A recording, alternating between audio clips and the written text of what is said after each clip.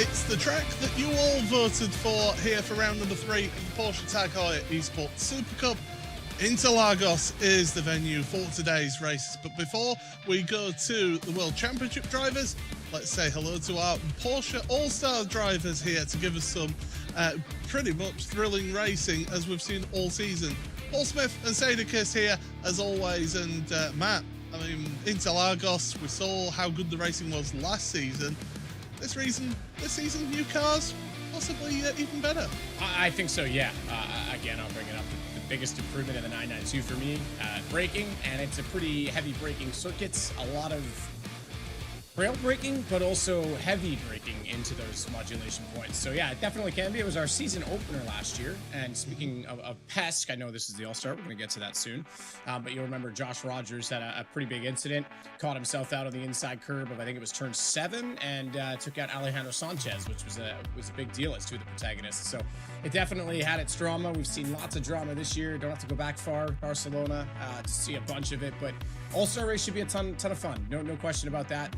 And the coolest thing about this year being at Interlagos is that this involves everyone, you know, unlike a real series where you've got to book a schedule in advance and get track time and logistics of shipping cars and freight. We can just pick and sim, and you guys were involved at home in picking this circuit, so you've already had your say in this week's racing. Well, let's take a look at the venue that we are racing at here today.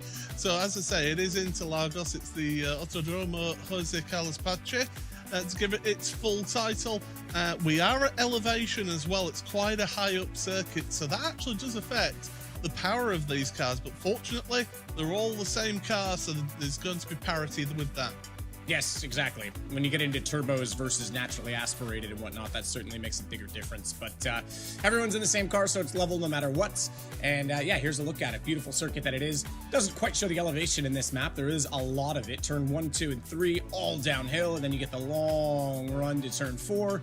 Big braking point. Really easy to get a 1X on the outside of that corner. There's a couple spots you can easily pick them up in this track. The entrance to turn 4, if you don't get that right, you pick one up in between 4 and 5. Last corner, which I call the left-hander heading up the hill, you can easily get one on entry if you use too much exit curbing.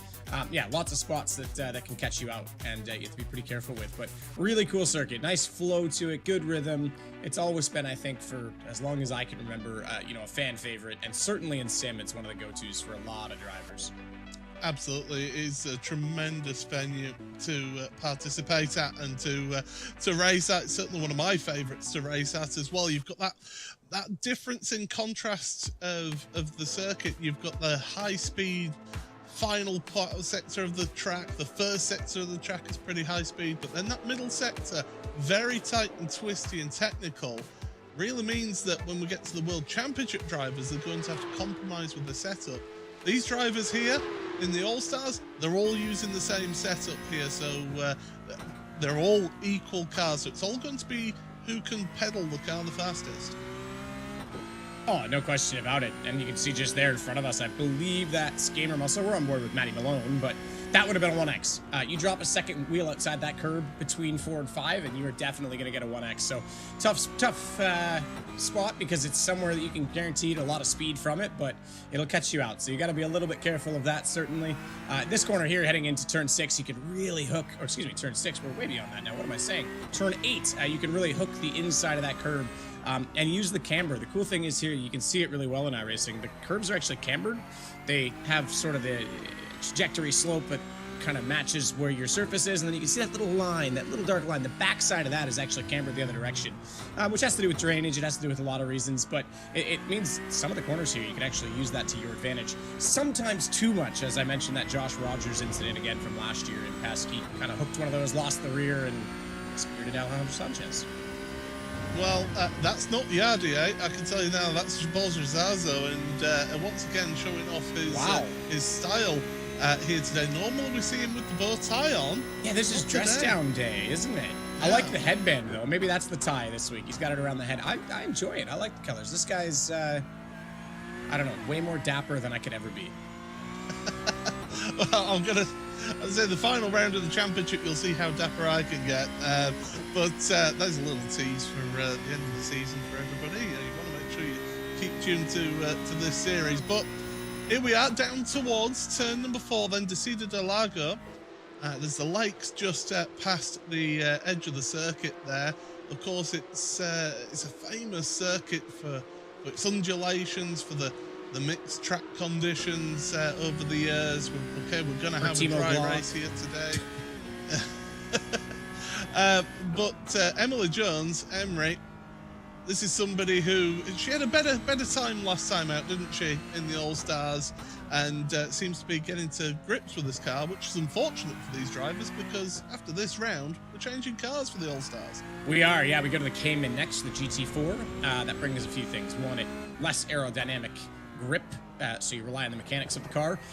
Less power, obviously, but you do get ABS, which can be significant. For people like me especially, I tend to get a little bit too heavy in the braking point sometimes in the 992, especially when you're wheel-to-wheel with someone. It's easy to just not focus as much on the modulation.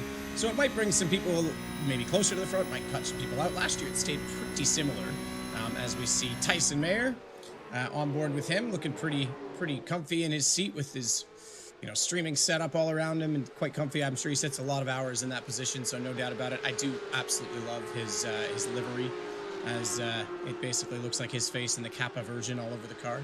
It's pretty cool. Yeah, we've highlighted it every round, haven't we? I'm going to highlight it every round. I like it. It's cool.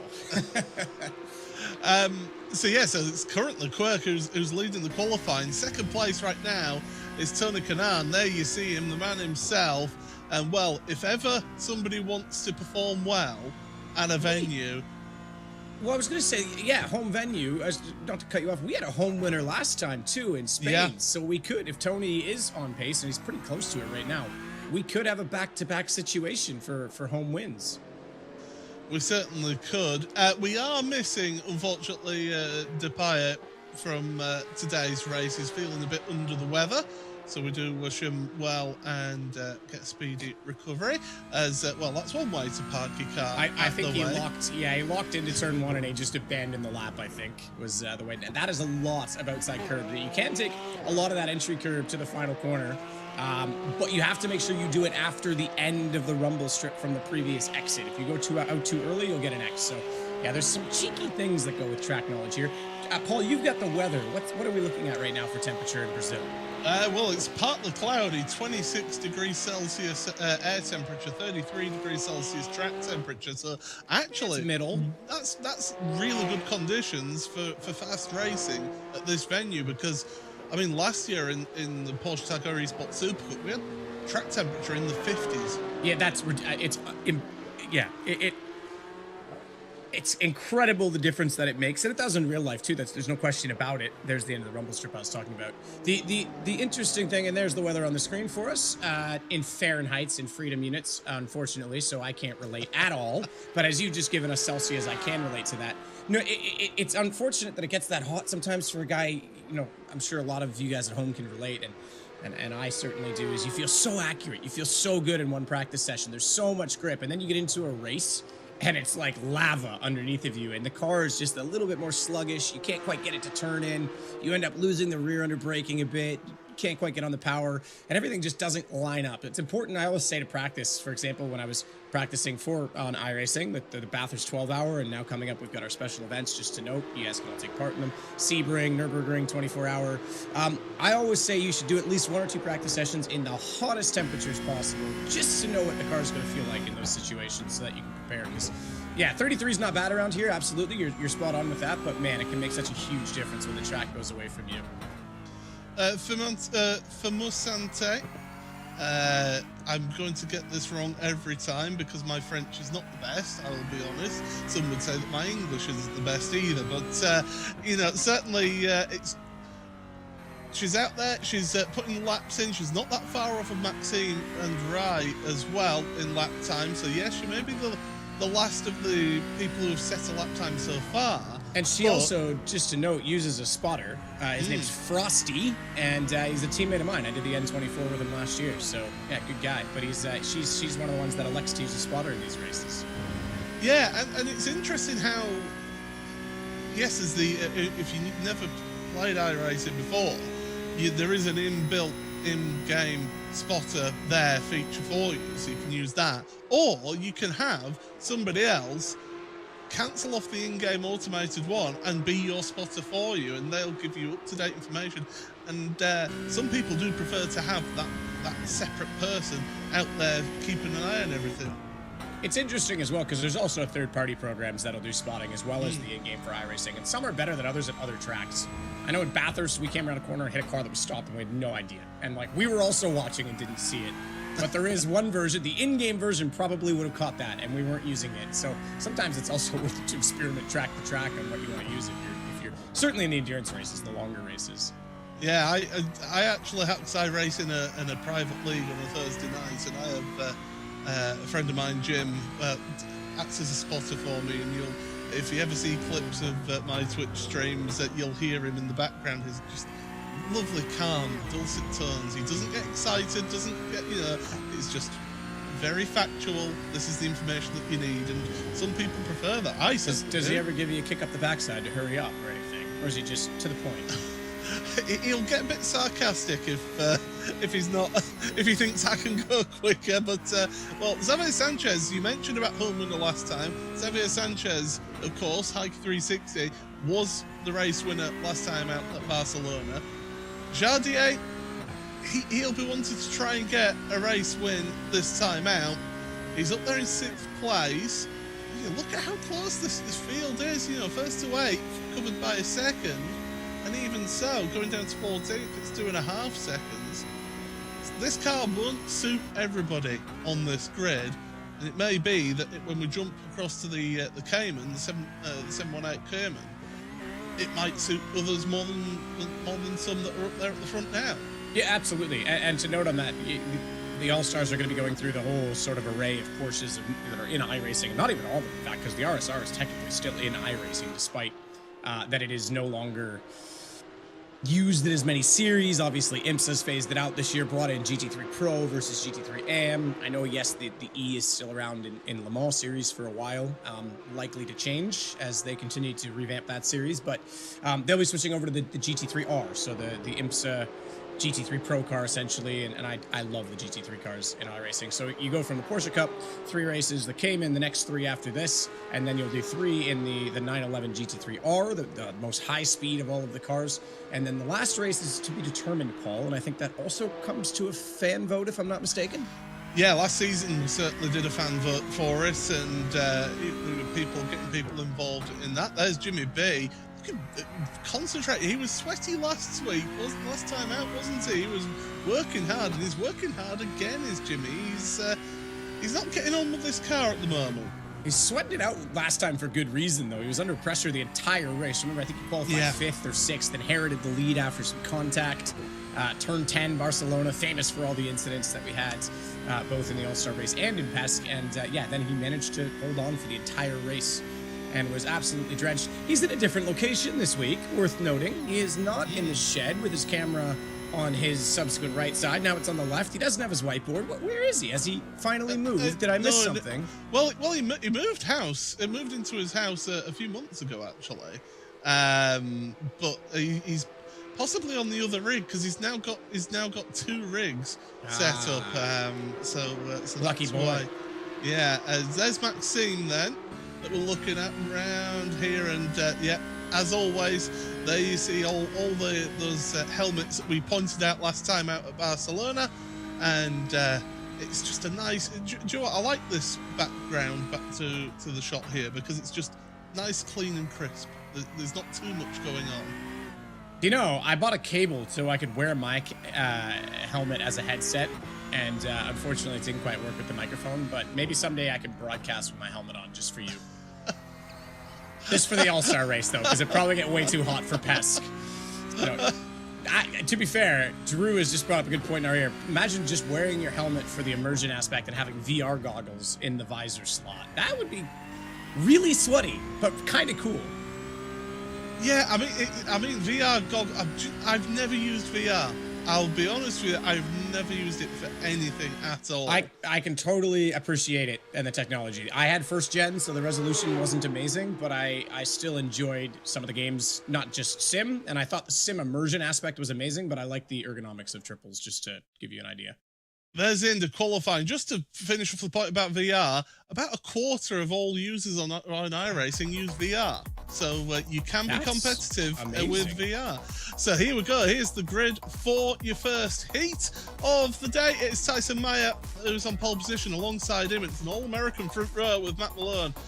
Then row number 2, Tony Kanaan. He wants a home victory here. Alongside him is Xavier Sanchez, Porsche Zaza, and Yaroslav Hosnig. Rounds out row number 3. Row number 4 with Dan Suzuki, with Emily Jones there alongside him. Jimmy Broadbent and Idro round out the 5th row of the grid. Row number 6, it is James West, Gaming Muscle himself, and Rai. And then the back row of the grid, it is Maxime and Fia Malsante. I think I got that right. You got it pretty close. I'm not 100% certain either, to be fair, because the French-Canadian is very different than the real French. And, well, it's kind of like Scottish versus your English, I guess. Only worse. Well, from the north of England, there's so many different dialects. And yeah, you guys have a ton. So, yeah. Interestingly, I'm starting to be able to recognize them somewhat, but I can't identify where they're from. But I can hear I can hear someone speak like you and be like, oh, they must be from the same area as Paul, or like, oh, they're from South London, or like. But I'm not super good at knowing all the geography that goes with them yet. Well, that'll be our challenge for the rest of the season then, to teach Matt how to learn where different accents are from. But the drivers don't care about that. They're getting ready for the start of this opening race. Green flag, and we are away for this opening heat race then. 17 minutes of action coming down towards turn number 1 then. Good start from Quirk. Matt Malone there alongside. Tony Kanaan is getting involved straight away though. We've got a spinner at the back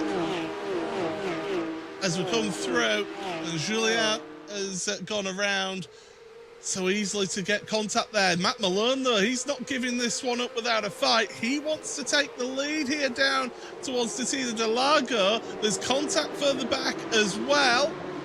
And still the leaders, 2 by 2, and that's Emily Jones. Emery was around. There was another car with her.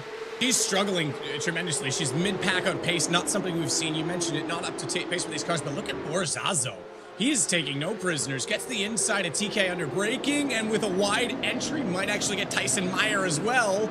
Meyer's got a good drive off the outside. Now, this might give TK a chance to sniff his nose in toward the run at turn 9.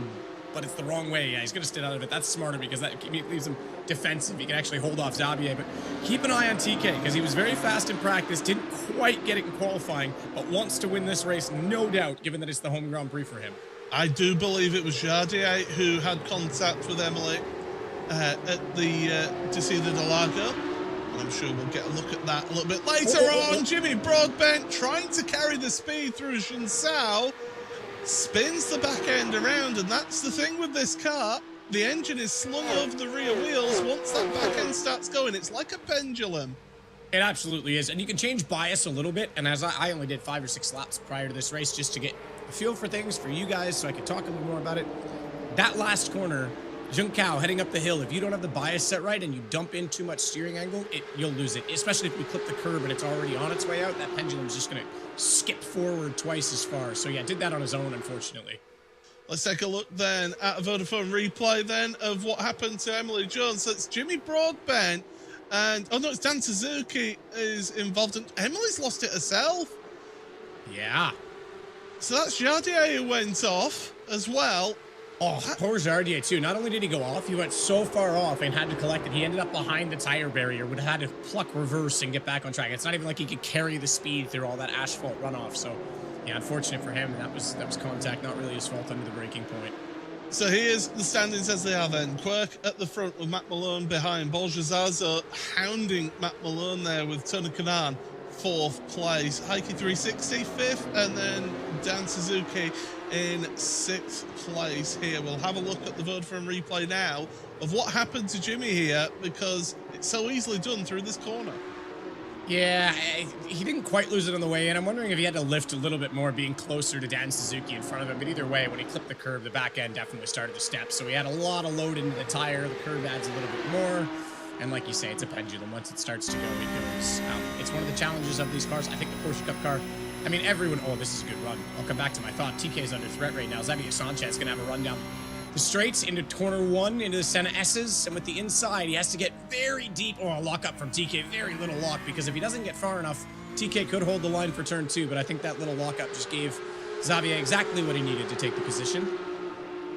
Quirk is trying to run away with this one, isn't he? At the moment, he's got a 1.1 second lead, and Matt Malone is under serious pressure from Borja Zazo to the inside, and that's the position gain to Borja Zazo. He's on the move here, started 4th place, up to 2nd now. Here's Matt Malone's view of things. Gonna try and make good on this approach through Viradosa, because if he can get this held off, he can actually still have it. He's too far back. I was going to say, he can have a stab just enough to get the nose in and make him respect the line, and that would throw the momentum off and back in Matt's favor to maybe try and get a move done when they get to turn 11, but at this point just has to settle into a rhythm, so that'll be the case at this point in time. But yeah, no, just to go back to my point, you know, the pendulum, as you were saying, and these cars, they're very raw. And it's one of the beautiful things about the 911 Cup car. It's why it's such a good proving ground for so many GT drivers in the entire world. It's why if you look at any given field in IMSA or Le Mans or Blancpain, ADAC GT, whatever the case, they're all have, or most, I should say, have Porsche Cup experience. And it's because, again, no ABS, no traction control. More aero on the 992 than cars previously, but it's a very good car to learn the limits of racing in. It certainly is, and it teaches you so much about your driving, and of course you can sample that here on iRacing, and if you're not a member, then do get yourself signed up, iRacing.com. Check out if you want a new membership, currently 40% off of all new memberships, so no better time than the present to sign up to iRacing. Here we go then. So you got the battle for second on the top, and on the bottom, Emily Jones and Rye. So Emily's been on a charge here, trying to recover to the outside to see the Interlagos, and Rye pretty much says thank you very much. She's not quite matching the leaders on pace, but she is not far off. So she did the 4th fastest lap that last time by. She's into the 34.7s. Decent race pace, but yeah, you're right, making ground more importantly and trying to limit mistakes now, getting back through the field. Remember, we do have the reverse grid for the feature race, so being in the middle of the field, she'll start in the middle of the field. I guess that's consistency in one way, but she'll want to go forward or backwards, I imagine, to increase or improve her chances in that one. Nonetheless, the battle up front is close. You're right. Quirk's trying to run away with this. He's got a decent gap at this point, nearly a full second, but Zazo has been on the move, and he did the fastest lap last time by. We know, I said it right at the start, opening lap, you could see his aggression on TK. He wasn't about to mess around by any means, but watch the draft. Matt Malone is in his slipstream right now. Certainly is, and Borja is trying desperately to stay in the slipstream with Tyson Mayer of Quirk in front of him, and if he's not careful, he'll lose that slipstream, lose that advantage, and then Matt Malone will gobble him up like nobody's business down towards the Senna S yet again. No moves being made so far, so they're just staying in line, but this is where Malone wants to get the run through Curva de Sol, and then that descent down towards the Interlagos. Get the run, get the slipstream, look for an inside line if you get the chance, but he's not quite close enough to make that move stick. Not quite. Draft isn't having as much effect as we thought, and that's been the story all year, believe it or not. In some ways, that's a good thing. It'll keep you close, but it also isn't overpowered, because I've heard drivers get frustrated with that as well. You drive a perfect lap, they make a few mistakes, and then they just suck right back into you on the straightaways. So he is definitely all over Borjazo now, though. And tires, you know, a hot track, not really. We're mid-temperature, but hot enough that you could certainly overdrive them early, and maybe Borja's used up just a bit too much, having made up, what, 3 spots now since the start of this race to be in second place? Yeah, you certainly expect that he's used a little bit of the freshness out of them at the start of the race to maybe compromise the rest of it to get to the front of that field. We're clinging on to the side of the rear wing here of Matt Malone right now as we go into Junsao. And it's a crucial corner is this, because it's such a steep uphill. Any speed that you can carry through Junsao, you're going to carry that all the way up the hill, across the start-finish line, towards the end of the lap, and if you can get a run and use the slipstream to the best of your ability, then you can make some moves into turn 1. But for the time being, Malone not close enough, so we're going to be staying as they are. He'll be more concerned to a degree about Heike 360 behind. Last lap they matched each other on pace. Heike 360 has been putting in a couple of laps that are quicker than Malone, so he could become a factor here. This is another good run, good chance. It's not the best overtaking point into turn 4 because it is a rather open, long entry, and because you're trail braking in, it's not quite a super hard braking point, so you really got to be alongside before you get to the braking point. He's got so much pace. You can tell Matt Malone's the faster of the two cars right now. As these two squabble, interestingly, they've been holding pace with Tyson Meyer at the front, but he's starting to break away a little bit more again now. The gap was down to 0.9 from 1.3. It's back. Well, it was back to 1.2. This sector, it's dropped another 0.2. So they are slowly reeling him in if they don't start tripping over each other too much. As they go through, then up to Bico de Bato, then the Duck Bill is the name of the corner. As they come plunging back downhill once again towards Junsao. As Malone then just patiently waiting behind Zaza. He's got Heike 360 behind, and not right out Tony Kanaan at this one yet as they go back uphill, heading towards the halfway point of this race. Well, let's give you a little bit of the sights and sounds on board with Matt Malone.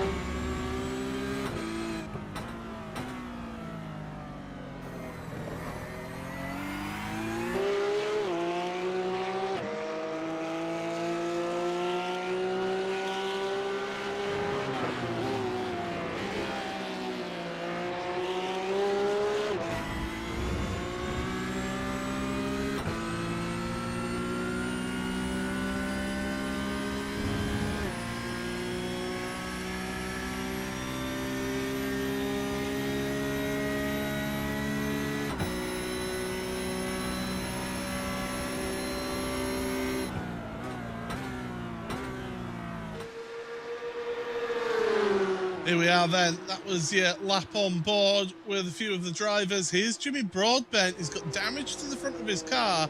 He's got Jardier going around the outside then. And it just goes to show a little bit of damage to the front of your car. Although Broadbent's not giving this one up without a fight.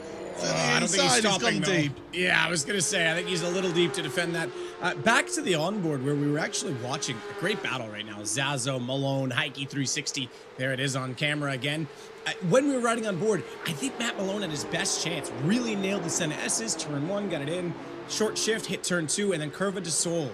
I think he was a little bit too ambitious. He tried to hold the throttle and get into it deep rather than short shifting. Lost the rear bit, cost him the straightaway. I think he short shifts there, gets into the torque earlier, gets the draft. I think he might have had a chance in a sniff at turn 4. So getting a little bit, I think, impatient, and it cost him a bit. So we'll have to see how this battle goes on, because now he's not only worrying about Borzazo in front and getting the position, he's starting to lose ground to Xavier Sanchez, and Tony Kanaan's not back off of this very far either. So it becomes a battle of wit, and he's gone wide. Exactly that. He's got to be so careful. He'll collect that because the runoff's deep enough, but that'll certainly be an X, no question about it. Maybe even, I don't think it's a slowdown in that portion, so I think he might be okay, but it's possible you can get them if you go too deep off. Yeah, if you go too far wide there, you do end up with a slowdown penalty. So, yeah, the game iRacing, again, if you've never seen it or been involved in it, you know, you do have automated systems to penalise people if they do try and cut the course, either cut across the inside of a corner or take a wide entry to really open up a corner and carry speed through. So it is worth noting that here, and that system is in place throughout all of these races that you'll see here today. Down towards turn number 4 then once again, and we're just staying in that queue as through we go. You see the two then. Look at how much calmer Heike 360 is compared to Matt Malone. Malone's really working that wheel hard. He is absolutely working it hard. I can see the veins in his biceps. And yeah, he's definitely that. The mic's up. He's not talking. His eyes are squinted in on the screen. He's working absolutely hard. Whereas Heike 360 just chatting, having a good time, nearly getting into the back of Malone as he got a little out of sorts and off the apex. It gave Heike a run, but unfortunately he kind of hung him up as well, so he couldn't stick the nose in or get a run completely alongside of the corner. But now it's Matt Malone that, as we said in the last lap, is under pressure from Heike, is really starting to feel it. He runs wide again, another X, but again, not wide enough to get that slowdown. So he'll hold this. The inclusion limit is going to be close in some of these guys just for off tracks. Whereas in Pesk this year, we already saw it at Hockenheim. We actually had, you know, the pro drivers in the Porsche Tag Heuer Esports Supercup get penalized out of races because of contact combined with the X's, and that's going to be something we have to keep an eye on today as well when we get to that race. Yeah, we certainly are, and we're going to have the team behind the scenes here on the broadcast, and it's a tremendous crew that we have here on these broadcasts to get us all of that information. It was that crew at Hockenheim that really noticed it. Speaking of noticing things, Heike 360 got a tremendous run out of turn 2 through Curva de Sol. Malone's going defensive. He only went to the middle of the track though, and Heike deciding the outside line is the best line. That's a tough call. It's tough whether or not you want to. Yeah, okay, so the outside line gives him a better run down the hill, which is what I was going to suggest. I didn't think he quite had this much of a run, though, but you could go on the inside, force him off, but then you both lose so much speed. TK would have preferred that he did that, obviously, because he's still gaining on them during all of this, but Matty Malone managing to hold his own in this situation. Now, if Heike can hold the outside here, he has to respect the nose in, and he should be around enough. Is it far enough alongside to get fully ahead? No, the next corner switches back in favor, the duckbill, as you say, in favor of Matt Malone, and now TK is all over them, and I think Heike's going to have to concede the fact that he can't hold this forever, and if he does, it's going to give away a position rather than gain one. And while these guys are fighting, Borja Zazo has closed right up to your race leader as well. So all of a sudden, Quirk, Tyson Meyer, he's been having it relatively easy up at the front. Now he's under intense pressure from Borja Zazo behind as we head across to start the final lap of this opening race of the evening. Try and make a move into one, but not quite close enough. More or less just letting him know that he is there. Put him under pressure because he's not been under a lot of pressure for this entire race. As Boris Jazo gets very, very close. The Constantine effect under braking. Meanwhile, in the background, we got side-by-side again. Heike 360 on the outside of Curva de Sol isn't quite going to be able to hold this. Matt Malone still just doing enough to be annoying and not letting him get by. But look at TK. He's got to run on both. And there's room enough. No, he's going to bump draft. He's going to try and let Heike get a run on this. Try and use him to his advantage. But as he switches to the inside, can he get a run? Because Matt Malone has to hang the car at the apex. Who's going to be faster here? Heike might have this now as they head into 6 and 7. But TK wants to slide by and use that to his advantage. Another bump. TK is just using that front bumper like a go-kart at this point, Paul. It's tremendous to watch. This is fantastic as we see the Malone very wide entry into turn number 8. Not quite making it is Heike 360, and now TK, Tony Kanan. I think he's getting a little bit impatient here. Look to the inside. No, he's going to go for the wide entry, try and get the run out of the corner, heading in towards Jun Sao. Meanwhile, Quirk, he's still in the lead. He's not under threat at the moment, but we are into Jun Sao for the final time in this opening race of the evening. He's just got to make it uphill and keep ahead of Borja Zazo. Zazo does have the slipstream, but he's not going to have enough. So it's going to be Tyson Meyer from pole position takes victory here in the sprint race of the Porsche All-Stars. Borja Zazo right with him, and Matt Malone incredibly hangs on to third place. A bit of bit of celebration afterwards, but Yeah. Malone able to hold on to that one. But at the end, that was tremendous from him. As the rest of the drivers are going to come across the line as well. James West in 8th place. Jimmy Broadbent down in 11th behind Jardier. Well, that was a fun race. Well, I was going to say Kirk did well. He did a little donut on the front straightaway and kept it off the wall. But then as we panned out, I saw the back bumper, and I'd say he collected the wall. So the team boss might not be too happy with that. But here's a look at it. We'll see how much wall he collected. Either way, he takes the win. And it was a great race. Wasn't under a ton of pressure. I like it. Style points. Maybe needed to yank the handbrake to get it around a little faster because, he definitely went into the wall pretty hard there. But nonetheless, it's a great race from him. And Zazo put him under pressure at the end. We knew he had the pace. He had to break away from the pack, and Matty Malone did well to defend, I think, in third pole. Yeah, certainly. That was tremendous stuff there, and Malone did a fantastic job there. You then got Heike 360 Tony Kanaan with Dan Suzuki. Emily Jones in 7th place. As you look, your pole sitter is going to be Maxime then for the the feature race of this Porsche All-Stars. And my goodness, the drivers get about 5 minutes now to just get themselves prepared for this feature race. There's the points as things stand at the moment. So Quirk has got an 11-point lead over Borja Zaza, with Emily Jones just 5 points back off of Borja in that one as well. Matt Malone's still involved in that one with Dan Suzuki. Lauren Heinrich benefiting that opening round of the championship in 6th place. Yeah, he's still done very well. Swept that opening weekend, he did, and it was pretty remarkable. As we look back at some of the highlights, the start was pretty clean from pretty much everyone. No one really getting involved until we got to turn 1. That was our first spinner. And then, of course, at turn 4, we lost Emily Jones to her own demise. I think we had Javier go way out wide, getting punted by Dan Suzuki, and not long after that, Jimmy Broadbent was around backwards as well. We saw some tremendous fighting as well between Heike 360 and Tony Kanaan. Kanaan just locking up that front wheel. I think that cost him trying to get the run back on Heike 360. Matt Malone was putting the pressure on Borja Zaza early on as well. But my goodness, there was some tremendous action out there, and just barely an inch given between each other, and that was it. They didn't really give any more than they had to, and everyone, to be fair, kept things clean and kept it on the track. Yeah, absolutely did. Well, give or take. There wasn't too much drama caused by other people other than their own. As we say, Jimmy lost on his own at Sao, and Emily unfortunately lost her own in turn 4. So yeah, there was a bit of own demise again. Javier did get a little bit of a punt from Dan Suzuki, but for the most part, you're right. Everyone kept it together, kept it clean, and had a great race throughout. And it's a great track for it if you can avoid the wars. Lots of corners that switch back, which I think is also really good for Malone. That's why he was able to hold the line so many times, because just when you thought Heike had him, guess what? It was his apex.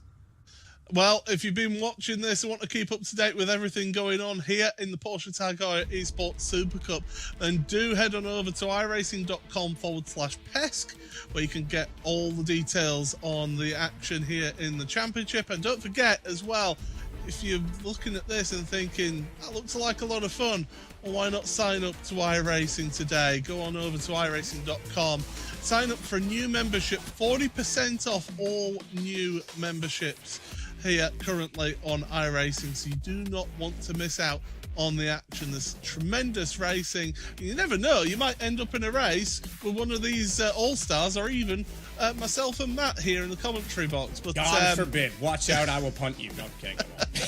But here's the schedule then. So as we alluded to in that first race, Matt, this is the final race of the 992. We're then going up to the 718 for Silverstone, Red Bull Ring, and your personal favourite of the season, Circuit de Villeneuve. Then we move over to the 911 GT3R for the last 3 of that block. Look at the tracks we're on for that car. You say Circuit de Villeneuve is my favourite, but you've got Spa-Francorchamps. Okay, to be fair, not my favorite, but it is a lot of people's.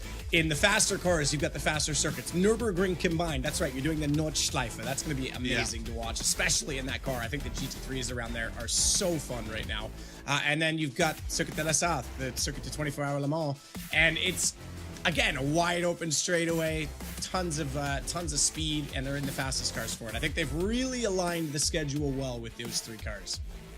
And then, of course, we'll finish off the season June the 4th at Monza with a car yet to be decided. So yeah. we don't know what the drivers are going to be driving. Well, and my end mistake, of the season. I did say it was open to fan vote. That's driver vote, which in some ways that's cooler. I do wish we could all wish, carnage on these guys and pick a car for them. But it's nice that they get to pick their favorite and get a say in that. So it might make it more competitive in that same. Yeah, absolutely. Here, if you are new to the Porsche Heuer Esports Supercup and the All-Stars, well, here's the format of today's All-Stars race. We've got the 992, the Porsche 911 GT3 Cup car. It's a fixed setup, so every driver has the same setup on their car. It's the driver making the difference. We just had the sprint race, which is 17 minutes long. This main race, 27 minutes long, so you will not want to miss any of this main race. And of course, the main race, it's an inverted grid of the results from that sprint race. It does mean that Maxime is on the front row with Heuer Sant. Then Edro, who had that spin at turn number 1 in the first race. Alongside him, Jimmy Broadbent with Jardier and Wright, row number 3. Row 4 then for Gamer Muscle with Emery, Dan Suzuki and Tony Kanaan, row number 5, and Heike 360, Matt Malone, row number 6. Final row of the grid, the guys who finished at the front of race number 1, Porsche Zaza and Quirk.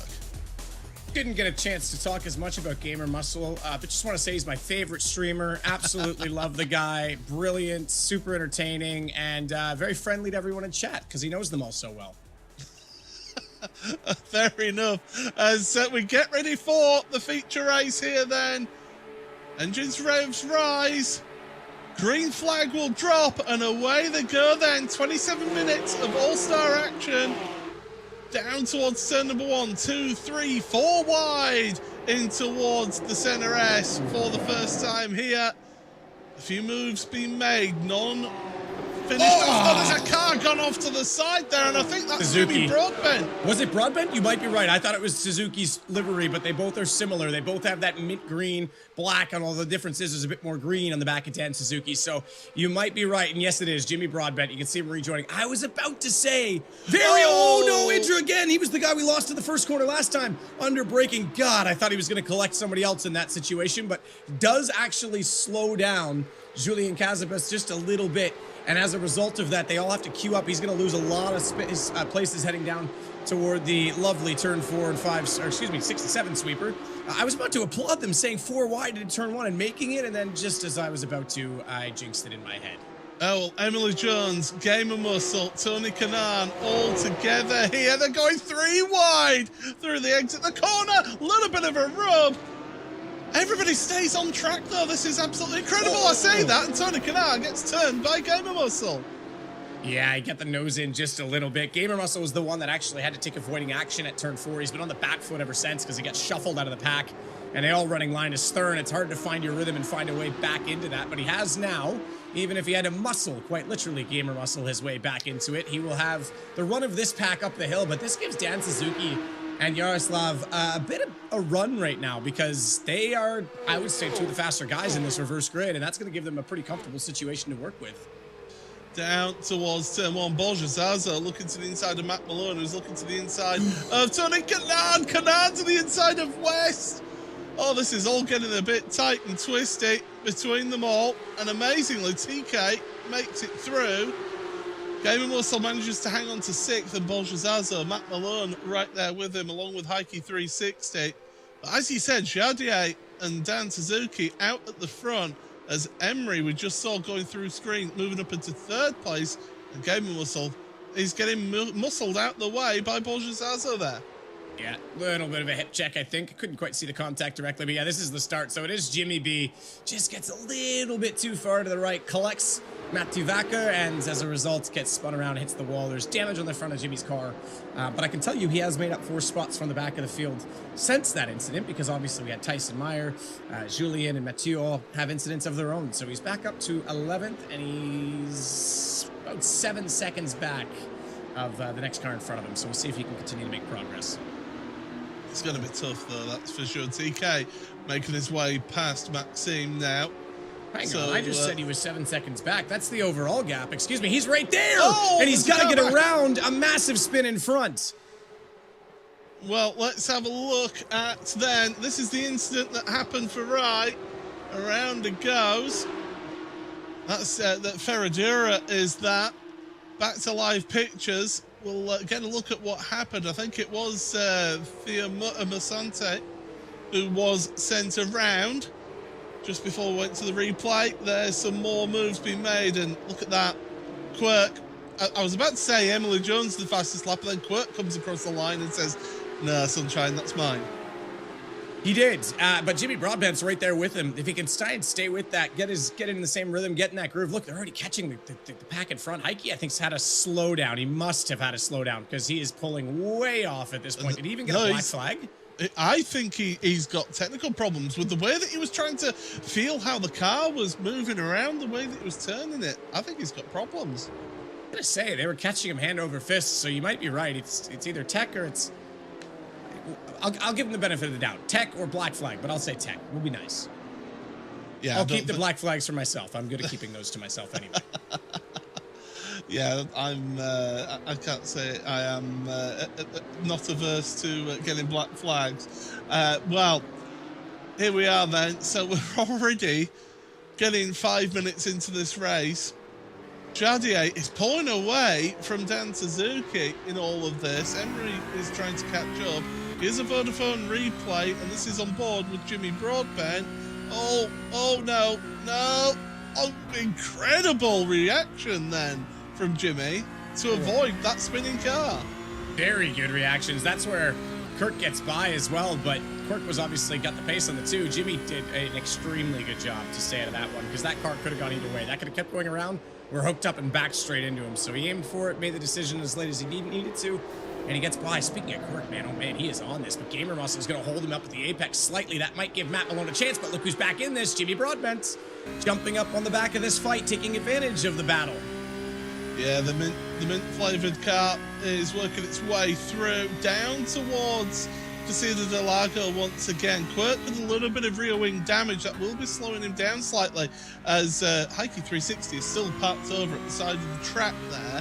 As it's all getting a bit checked up there. Gamer Muscle's lost out to Quirk now. Matt Malone's going to his outside, and Jimmy B is saying, well, I want the inside here. And Jimmy and Gamer Muscle have their own little personal rivalry out there as well. Absolutely, they do. Jimmy's going to manage to get the inside this time, and surprisingly, Maxime holding her own in this situation has had a pretty clean race. It might be the only non-damaged car in this little battle pack, although she has to concede the inside line to not only Jimmy this time, but Matt Malone's going to stick his nose, unwelcomed or otherwise, inside and get the run also, so she'll lose 2 positions. Gamer Muscle the next in that queue, though, and Jimmy, I mean, that's a shortened Porsche. It is shortened, yeah, it's not come out of the... Oh my goodness, James! Missed your braking there a little bit, and I think that was Maxime just diving out the way, not to have any contact there. Yeah, I think she locked up a little bit too, though, which is what caused him to panic and go for the apex, but that could have been hugely dramatic if they'd both gone for the same spot. First rule of racing, Paul, first rule of physics. Same thing. No 2 objects can occupy the same space. I know it seems simple, but sometimes drivers forget that when they're out there. Yeah, I suffered that on Thursday night. But anyway, enough about my racing. This is all about the racing of these drivers out here. It's Jadier in the lead, and then the battle for second, Dan Suzuki and Emery, and Emily Jones to the inside, our champion from last season, up to second place now. So she's on a bit of a charge, and she's trying now. She'll desperately try to catch up to Jadier to get slipstream, but they see the 2 drivers, the 2 protagonists there, Dan Suzuki and Emily, and just look at how calm Emily is out there. And she's not talking as much as she normally does to a stream, is she? She's focused here in this one. Yeah, absolutely. She's been doing a bunch of racing. I mean, she always has, but she's been doing a ton this year. And maybe just not quite as versed, as you say, with this 992 as she was with the 991, because she was definitely the favorite. Back-to-back champion, if I'm not mistaken. Definitely champion last year of this All-Star Series. And was definitely going to have to pick up her socks a bit in this year, because first weekend, not so great. Last weekend, she did do well. She made up some points. This time, She's back down the order for the second race, but sitting in second right now, this would be a tremendous result considering, and the reverse grid definitely put her in a position to capitalize on it. Don't forget, she was only 16 points off the championship lead after the sprint race here today, so she's in third place in the championship. You know, it's a long game that you've got to play with this. You've got to be there at the end of the season, not just at the start. And yeah, Emily, I guess she's got experience of it. I'm doing what I would call similar to what we do in CS with the unreasonable standards approach, where, you know, the top players, as soon as they have an average game, you go, well, they played poorly, instead of, because, you know, they didn't dominate. It's the same thing. We're so used to just seeing her consistently at the front in qualifying, in the races, that when I see her mid-pack in qualifying, I go, oh, well, that's not very good. Well, obviously, as you say, the consistency in the points was there. I think the first weekend she was definitely off at Hockenheim, but like I said, second place here, you're right. Long game is what matters. Certainly does. Jardier, though, is one of the happiest people in sim racing. He's at the front of the field right now. He's got a 1 point, well, he's less than 1 second lead now, but here is to your battles then. So Dan Suzuki, third place behind Emily Jones, and Jones is actually catching up to Jardier. That's on the top box. In the bottom box, Tony Kanaan, the home hero here, the Brazilian himself, in 5th place. He's got Porsche Zaza right in front of him. So I think this is a little bit of unfinished business from that sprint race here. I think TK will want to try and get back at Porsche here. Want and will are two different things. We'll see if he can. What is your favorite Murray Walker quote, Paul? I mean, not Catching the man's... is one thing, passing is quite another. Okay, yeah, I was going to say, it's not the man's an animal, just to give you a hint. But yes, exactly. No, that was John Cleland who said that, not Murray That's Walker. right, it was, right. But it was in the same race with the I'm going for first, which is why yeah. I'm confused. That's my favorite quote, let's be honest. So, good run through turn 1, I have to say, in front that time for Dan Suzuki, but it did cost him a little bit in 2, and then Curva de Sol would therefore be a little bit later on the throttle, but I think he got enough down the hill in turn 1 under braking to just break a nice gap on Emily Jones, who's now got to worry a little bit about the fact that Borzazo is catching up to all this as well, so it could be a problem. They're catching in front, though. Jaroslav Hanzik's not looking too almighty up there anymore. In fact, last lap by, he was 1 second slower. Yeah, it's not being good at all for Jardier. And he's going to be looking in his mirrors now. Here's the problem, and here's something you've got to learn as a racer. You can't race in your mirrors, because as soon as you just pay more attention looking in your mirrors, you end up losing a ton of time and putting yourself in a situation where you will pretty much guaranteed lose the position.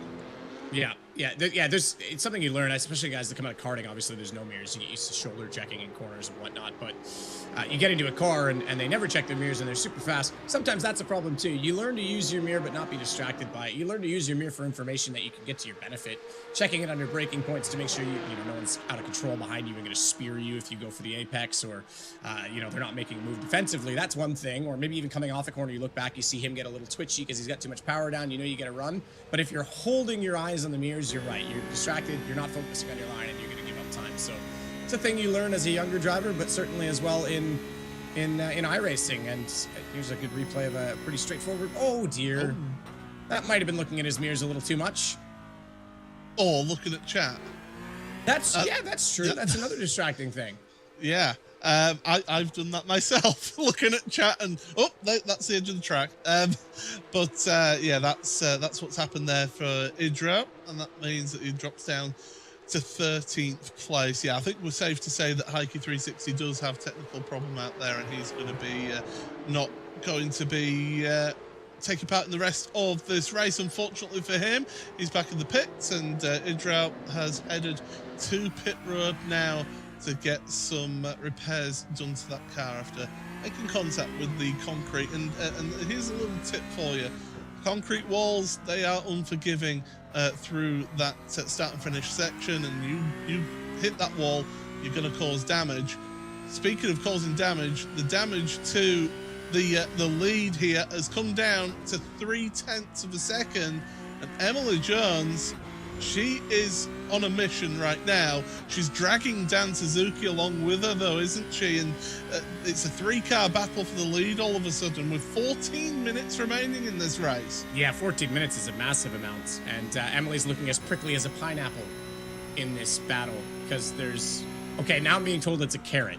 I guess a pineapple would be more yellow. There's a stuffed vegetable or fruit or food object beside Emily Paul, and I'm not sure what it is now. I was convinced it was a pineapple, now I'm being told otherwise. So I thought I had a pun for this occasion. I don't, but there's lots of time is the point in this battle, and she should be okay. If it's a food stuff, she won't be able to take it out of the country. Australia is very strict on that. They're very strict as well about mud. I took my bike there, and fortunately my bike was new and hadn't been ridden yet because it was winter in Canada, and I took it there to go to an event, and that they let me in. If I had dirt on it, they would have made me toothbrush it off at the spot. Yeah. Yeah, it's a real problem for motorsport in with the Supercar series when they go across from New Zealand across to Australia, getting the cars back in, and if one of them have been involved in an incident, there's major damage, or there's mud, there's dirt, there's everything there. So yeah, it's a real problem. Yeah, well, I know people in motorsport. Yeah, certainly. Well, I know, and again, mountain biking is one of my. I'm sure everyone, if they watched last year, will know it's one of my hobbies. As I showed up with some injuries during a broadcast, but it's New Zealand has, I think, 45 indigenous species of fern that are very sensitive to outside ecosystems, and obviously they want to protect those. And places like Australia that are an island and easy to control that sort of thing, and New Zealand, they're very strict on outside sources coming into the country. There might be an outside source right now coming into the mirrors of Yardier, because Emily Jones has a run and ain't no dirt on this move. She's clean down the inside. That was a nice move. All set up from Junsao. Up the hill, use the slipstream nicely into turn one. Room given by Jardier, though. He knows he's got an opportunity now to sit in that slipstream and possibly try and get a move back to the lead, but Emily's just far enough ahead to keep it in front, and he's got to be careful of Dan Suzuki behind as well. Here's Bolgezazo and Tony Kanaan, and Tony, it started off in the sprint race, and we're now in this feature race. He cannot get past Bolgezazo, everything he tries. Has he tried push to pass yet? I mean, he was doing it at the start of the race, wasn't he? So yeah, and I don't mean a horsepower button by any means right now. But you can see, you can see the look at the camera that Tony's provided as well. You can see how much force he's having to put through. Well, I was about to say that, and then he does it one-handed around Bica de Bato right now. So, but you can see. These drivers are all having to work hard. They're all having to work that wheel hard and get that done to try and keep it on the track. What's our weather, Paul? You've got you are the meteorologist in this situation. So because the lap times have fallen from the first race. Now I know we're in a longer race. We're beyond already that 13-minute marker. So excuse me, that initial races. We're going 27 minutes in this, so we're already deeper than that 17-minute mark. So the tires are going to be off a little bit more, but we have fallen a lot in the pace. We certainly have it slightly warmer, and we'll get that up on screen in the old money. There you go. So it's 81 degrees Fahrenheit, yes, which is 27 degrees Celsius for the rest of the world, and track temp is 103 Fahrenheit, which is 39 degrees Celsius for the rest of the world. Yeah, that's hot enough that the tires will be noticing a difference for sure. Yeah. Yeah, and as you say, longer race as well, so the drivers may be just trying to look after those tyres for that little bit longer towards the end of the race. Maybe this is where Emily's gonna shine, because she's been pretty smooth, and as we say, the car's been pretty clean so far. I think there's been a bit of contact in the front, but I think everyone off the start was kind of into it somewhat. You can see the dent just on the front left of the front right of the car, our left perspective, sorry. But not enough that's going to make any difference, and therefore, yeah, if she stays smooth, she should be all right with these tires. She still has Jardier in between her and Dan Suzuki, and as she's already gone by him, she'll be confident in holding him there, and he acts then as a buffer to Dan Suzuki, who I thought at one moment had the pace of the three, but not now. He seems to just be falling back a little bit. Last lap by was the quickest, but on this lap, he's lost a bit of time. Well, why don't we give you the best seat in the house in this battle from Dan Suzuki's car as we hear the sights and sounds powered by Bose.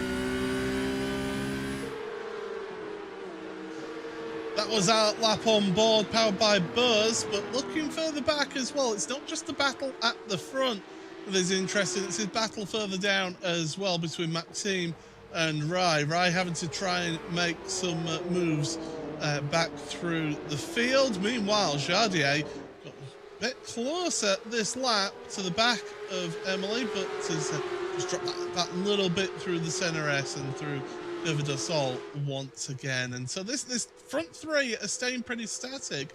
They've got to be careful in all of this, because Porsche Zazo, that last lap, was a good half a second faster than those three at the front. Yeah, and he was the quickest on the track in that lap. The lap prior, Tyson Meyer, our winner in race 1, was actually into the 34s again. The first time I've seen someone dip down there in quite a while. So he's also on the move. He's only a second back on TK, and there you go. As you'll see it in the background now. Okay, I was going to say, there you go, but we look at the front three just behind. You can see him coming up. And TK is only 1.2 seconds back of Zazo himself. So those three are all going to be in the mix if these guys in front start to battle or start to drop pace, because you're right, they are 0.7 slower than Zazo on that last lap, and there's still 6.5 minutes left, so significant time enough to catch them. I'm making about at the line 4 laps remaining in this race, so it's going to be a tall order for him to catch up to the back of them, but don't write off Porsche. I mean, yeah, he is a rapid driver. Yeah, 2.4 back, he can definitely catch them. Whether or not he's got time to make a move is another story. That's to the lead, by the way. He's 1.5 back on Dan Suzuki, so should be able to latch onto the back of him. But as I say, Tyson Meyer's on the move again. He's now only 0.6 back on Tony Kanaan. Down towards the center S once again, and Dan Suzuki having to just woe it up a little bit more, and that just compromises him, loses him that little bit of time on Dan Suzuki in front. And Porsche will actually be starting to feel the slipstream in about 0.3 of a second. If he gets within a second, then he will be feeling that slipstream. Meanwhile, here we are, Quirk, Tyson Meyer down towards turn number 4. He's latched onto the back of Tony Kanaan right now. So Kanaan, he was looking forward, he was trying to hang on to Porsche Zazo. He's now having to look a little bit further behind him, because Tyson Meyer is on the move, and Quirk, he wants a good result in the second race to try and keep that championship lead as he goes a little bit late onto the brakes. That just costs him that little 10th or 2 of time through that sector. Those little 10ths or 2s start to add up significantly and become more dire as we get near the end of this race. Like you say, now with 3 laps left to go, as we'll continue to keep an eye on to him. There he is. There's TK looking pretty relaxed as well, hanging out, acting all cool, driving some Porsches outside of Sao Paulo. That doesn't really rhyme with school, but he's definitely embraced all of this. And as we say as well, look at the setup that Quirk has, looking pretty pro in this streamer setup that he's got at home as well. I mean, we don't really need to show Quirk's webcam. We can just look at his car, really, don't we, to get a look at his face. So look at him to the inside of turn 1. It's a late move. He's got it on the apex there. Tony Kanaan is holding it around the outside, though. This is turn 2 of the center S. Heuer de Sol. Oh, and he's just got a nose there as Quirk. Now, Kanaan, I think TK actually wanted to take that line and realized that he had a nose in, because you could see him kind of open the steering a little bit, but it still gave him a good enough run, because unfortunately Quirk had to hold it tight, but he still has a nice, great braking. A good run and a good draft as they head into turn 4, and I think he'll hold it there.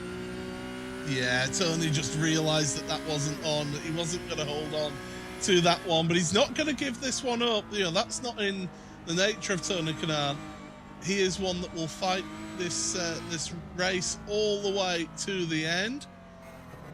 Never say never with TK, but right now Quirk, he seems to be on a charge, and he's going forward through the field here. So you've got your front 3, they're still pretty close together, they're staying pretty stationary as they are. Porsche Zazo has caught up a little bit more time to them, but it's not quite enough just yet, with 3 minutes as we're going to come across the line with about 2 laps remaining in this race. If somebody's going to make some moves, they need to start thinking about making them sooner rather than later here, Matt. Yeah, absolutely. As 2 laps probably this time by, 3 minutes left. And Emily Jones has made her way to the front, as we saw, I think, 6 laps ago now, but she's not broken away by any means. And Yardier is still holding on in this, is now very close, under a half second back, and he's got Dan Suzuki just behind. This is still the lead trio, and I think it's going to stay this way pretty much until the end, unless someone makes a desperate move and costs themselves. The racing's been clean. Whether or not it stays this exact order, yet to be determined. Not quite close enough this time, Yardier, as he feigned a little bit to the left, but couldn't quite convince Emily that he was even a threat, so she holds her line and holds her nerve. Yeah, as we head back uphill, and the undulation is absolutely incredible at this venue. And of course, if you are waiting, we have got the World Championship. I didn't realize Yardier had his dog on there with him. I can relate to that. I've got a graphic of my dog on the race car, and heck yeah, I love it. Yeah, I was going to mention it earlier, but I never came around to it. But yeah, he has got his dog there on the side of his car there. Porsche Zazo has caught up to the back of Dan Suzuki in all of this. Yeah, just to mention, the World Championship, the Porsche Tag Heuer Esports Supercup will be coming up after this at the top of the hour, so make sure you stick around. The All-Stars there, just the appetizer here, the main event, is going to be coming up in just a little while's time, so stick around with us here on this broadcast. But speaking of which, we should have 1 lap remaining. The final lap of the race is starting right now, and we've got 4 cars. Oh, Zaza's just off the back there. Suzuki closes up to the back of Jardier. Not many moves being made for the time being through the center S, through Cover de Sol. And I just think Dan Suzuki's a little bit too far back for the time being from Jardier to make any moves. Jardier is still getting a very handy toe from in front. Yeah, double toe as well, which, yeah, makes it extremely hard. The fact that, even though he's got one, it's not like he's gaining as much. Emily holds very well through the, I would say, tougher part of the track to stay away from the 1X. I think it was probably a little bit wide that time for Yardier, so probably picked one up. But again, I think they're all safe at this point in time. We would have mentioned it sooner if there was going to be some incident point problems. Borzazo has made his way onto the back of this, but he's starting to lose a little bit of pace now as well as that time by. He was the quickest of the front 3, but he's got Tyson Meyer closing on him. I don't think it's going to change, Paul. I think we're pretty much locked in for these positions pending a mistake. Well, these drivers are heading through the duck bill for the final time. Then the All-Stars, they've put on a great show for us here. And they've set us up nicely for the Porsche Tag Heuer Esports Super Cup coming up a little bit. But right now, Emily Jones out the final corner. She's happy with her performance here today in this feature race. And is going to come across the line, a race winner here in the feature race. It is Emily Jones to the line, almost to the pit wall there as well. And she leads Jardier, she leads Dan Suzuki and Borja Zaza across the line. Tyson Meyer just hanging on ahead of Tony Kanaan, the hometown hero. Rest of them, I mean, we'll go back a little bit. Jimmy Broadbent, James West, Rye as well, that we're looking at. Up the hill, Maxime as well. It's been a difficult day. It's been a race of those that have and those that haven't here today, isn't it, Matt? Yeah, absolutely. Yeah, I mean, there was obviously some dramas early on. We saw Jimmy spot in the first corners, 3 wide, 4 wide. Wasn't ever really going to work, was it? And then, yeah, everyone's had their own incidents toward the back somewhere or another. Poor Heike 360. Zadier, just technical issues and couldn't finish because obviously he was, Paul, one of our podium finishers in the first race and was looking for a good point haul this time by as well. As there's Avia across the line, and that means we can head on over to our Buzz post-race show. And let's start that off by giving you your race results here from the feature race of the Porsche Tag Heuer Esports Supercup All-Stars. And it is Emily Jones-Emery who wins this one by 0.2 of a second ahead of Jardier, with Dan Suzuki 3rd place. Borja Zaza and Quirk 4th and 5th ahead of the hometown hero, Tony Kanaan, in 6th place. Matt Malone, Jimmy Broadbent, Kevin Russell and Rye ran at your top 10. Maxime and then Female Sante, with Idrel having issues out there, had to pit, and Heike 360 ending up at the back of the field, not finishing. And there's the points in the championship, and look at that, 3 points the separation between Quirk and Emery and Porsche Zaza, just a further 6 points behind. Those three, Matt, have really set themselves up nicely in this opening portion of the season. Yeah, they have. Dan Suzuki not too far back off that either, and last year I was calling him Mr. Racecraft. He hasn't really weaseled his way past anyone so far this year. Perhaps that, he outdoes on Racecraft alone, but don't rule him out. We could switch cars over, like we say. We go to the 718 next. You could have a whole different order amongst these guys, and girls, to be fair. And Emily, despite that, the troubles at Hockenheim, being 3 points back is looking pretty sharp, I think, at this point as well in this championship. Certainly does. A few of the others as well out there.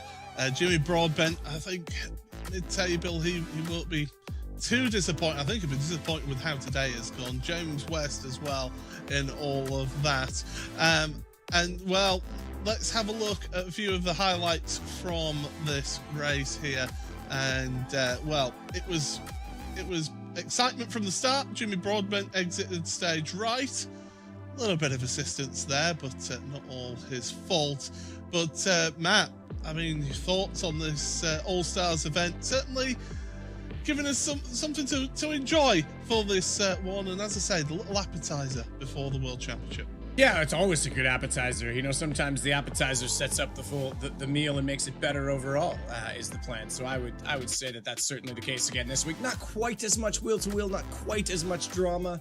I think the flowing nature of this circuit, probably the temperatures as well, making the tires a little bit less grippy. You couldn't quite be as aggressive in some of the overtaking moves, but obviously in race one there was an excellent battle between Heike 360 and Matt Malone that went for a number of laps. But now I think when we get into Pesach, you're going to see a lot more last of the late breakers, and maybe Miley Cyrus will come in like a wrecking ball again this week too, so it'll be interesting. But it's been drama all season long, Paul, and I don't expect that to change now. Yeah, certainly not. So we had 2 great race winners here today. That is the end of the All-Stars portion of this race coverage. Now we're going to head on over to the Porsche Tag Heuer Esports Supercup 2022 coverage. And why not get yourselves caught up with what's happened so far in rounds number 1 and 2.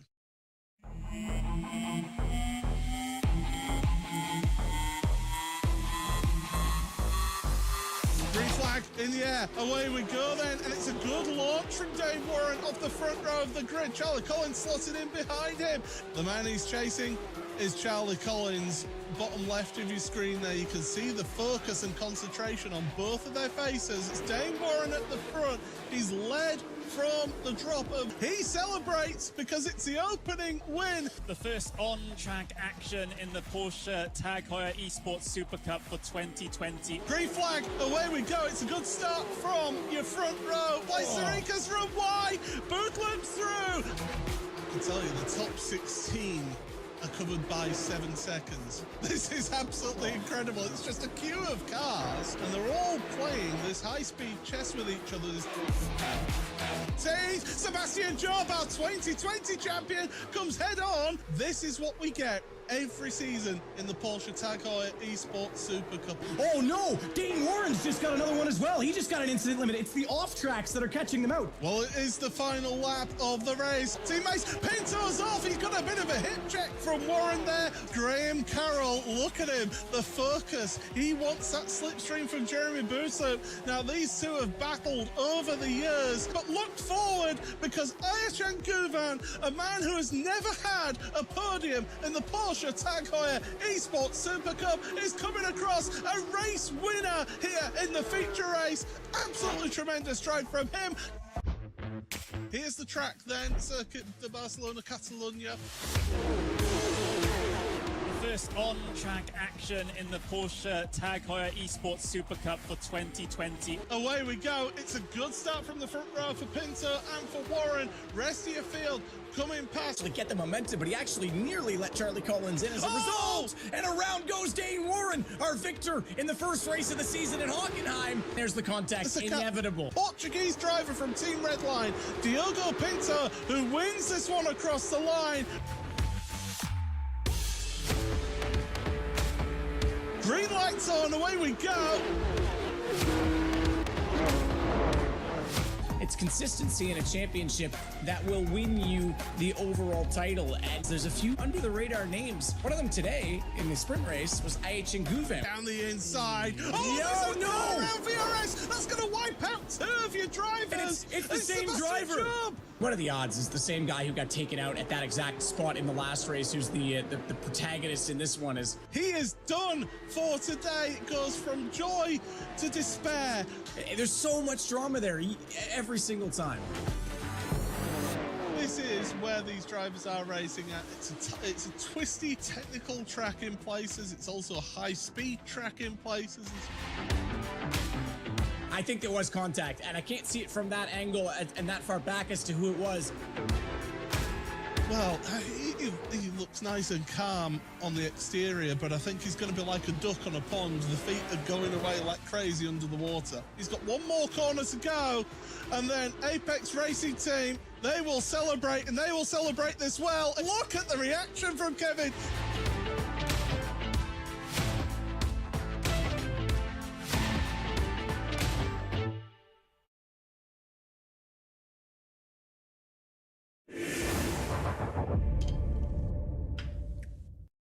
So there we go. That is what we've had happen so far here in the 2022 Porsche Tag Heuer Esports Super Cup. And let's have a look and see where we're going to be racing for the rest of the season. Over 10 weeks from the winter to the summer, let's take a look at the 2022 Porsche Tag Heuer Esports Super Cup schedule. First up, we head just northwest of Stuttgart, the home of Porsche, and open up our season on February 5th at the legendary Hockenheim Ring. Week 2, we head west to the Iberian Peninsula, where on February 19th we take on the beautiful mountains and sunny skies of northeast Spain when we head to the circuit to Barcelona, Catalonia. Let's take a trip over the Atlantic now as we head down to the most legendary circuit in Brazil. On March 5th, we will tackle the elevation changes and winding corners of Autodromo José Carlos Pache, otherwise known as Interlagos. Back across the pond, we go to the home of Grand Prix Racing. On March 19th, we will see these Porsche Cup cars fly through Maggots, Beckett's, and the history of Silverstone Circuit. No time to catch our breath, as 1 week later, on March 26th, we will head down to the Styrian Mountains in Austria and tackle the fastest lap of the year at the Red Bull Ring in Spielberg. Our third trip across the Atlantic now. On April 9th, we will go to the only island circuit on the calendar as we head to the middle of the St. Lawrence River in Montreal, Quebec, Canada, to the Circuit de Gilles Villeneuve. After a 2-week break, we head to eastern Belgium to race on some of the most famous corners or hills in all of motorsport. On April 23rd, we head to Circuit de Spa-Francorchamps. 2 weeks later, we head for the biggest challenge in the 2022 season. 12.9 miles, 169 corners. On May 7th, we go to the Nordschleife at the Nürburgring. From one legendary circuit to another, we travel from Germany to the heart of France. Our penultimate round is on May 21st, and we'll take on the most famous circuit in endurance racing, the Circuit de la Sarthe, Le Mans. Finally, we round out the 2022 Porsche Tag Heuer Esports Super Cup season on June 4th, just outside of Milan, Italy, where we'll take on the high speeds and tight chicanes of Autodromo Nazionale Monza. This is the 2022 Porsche Tag Heuer Esports Super Cup schedule. There we go then. We had a look at the schedule, but why don't we have a look at where we are then today? Because, of course, Matt, this was a track that was voted for by the viewers of this very series. Absolutely. Our series opener last year as well. We were here at Interlagos for that race. There was some drama. I mentioned it earlier. Josh Rogers got an Alejandro Sanchez. That was two of the protagonists.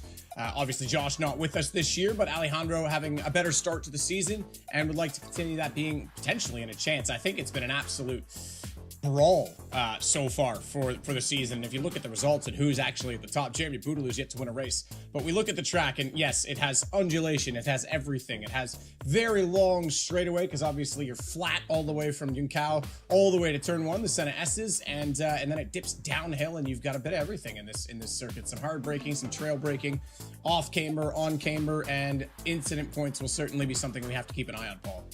It certainly is. It's a true challenge of these drivers and the teams to get the cars set up right for this one as well. A little bit of a compromise for them to have out there. It's a tremendous venue, one of the highest venues that we actually visit on the calendar here as well this season. So certainly one for those drivers to sink their teeth into. But one driver who has very kindly given us a little bit of an insight is Jeff Giassi, our Brazilian on the grid, and he gives you a little look behind the scenes.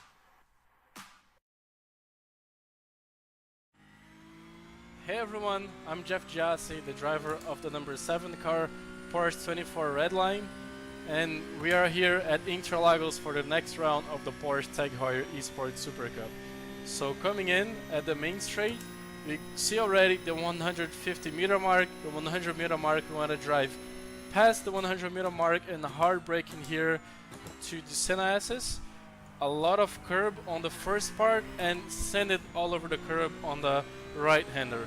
So that Senna S is done, and turn 3 here called Curva do Sol. It's really hard to put the power down. We have a very high track temperature as we have in real life during this part of the year, and hard braking here for turns 4 and 5. The traction on the exit is also really complicated. We have a lot of track temp here, both in the sim, both in real life. It's really hard, gonna be a real big challenge for us drivers to set up not only a good qualifying lap, but to save the tires during the race. And we are just getting now into sector 2 here, the slowest part of the track, and we are always keeping the car on the curbs. It's really important for you to use all of the curbs here in the sector 2 and open up here for turn 10. We're gonna see a lot of dive bombs happening here and a lot of blocking as well. And this one is called Mergulho, my favorite turn. And then coming up for Junção, the final one, we're gonna go as wide as we possibly can. The track limit is on the runoff area, so we can go all the way up to the runoff area to set up a good run here for this turn called Curva do Sol, which is flat out, and we're gonna see a lot of drafting here happening during the race. And for the qualify, we want to stay as close as we can be to the wall here to finish the lap and make it as short path as we can possibly make. So that's a lap around Interlagos. I hope you all enjoyed, and we as drivers, we're gonna do our best tonight to put on the best show as we possibly can. Thank you. Ciao, ciao. That was Jeff Giassi, then the Porsche 2014 Redline driver. Of course, the team name changed there for them from this round going forward. But let's have a look at our pole award, because, Matt, we've so far had 2 different pole sitters. And, of course, that pole award, the winner of the pole award throughout the season, gets themselves a Tag Heuer connected watch. So certainly a great incentive for them to get a pole position. Well, and an even more incentive to get a pole position, perhaps, Paul, is that both of these guys then went on to win from pole position in the sprint race. So Thiago Pinto obviously having a great season, despite getting 10 penalty points, which actually knocked him out of the lead of the championship and ticks him down from 112 to 102. He's just 6 points back of Jeremy Bootaloo.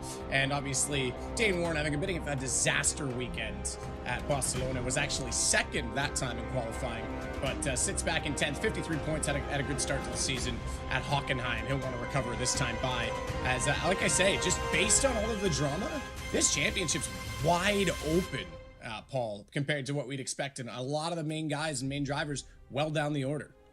Certainly, in previous seasons we had Josh Rogers absolutely dominate qualifying with the pole award. Not this season. We are seeing some very, very close times out there here. So make sure you stick around, because at the top of the hour we are going to be live with coverage of the Porsche Tag Heuer Esports Super Cup round number 3 from Interlagos.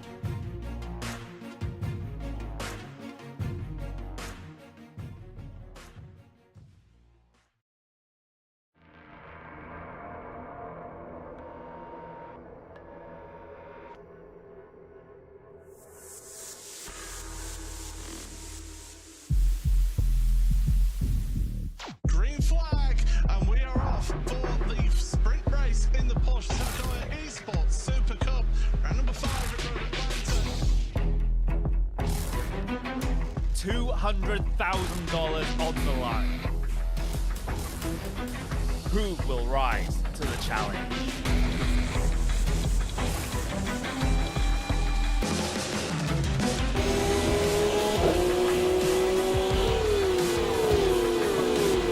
This is racing for immortality. This is esports personified. This is the Porsche Tag Heuer Esports Supercup.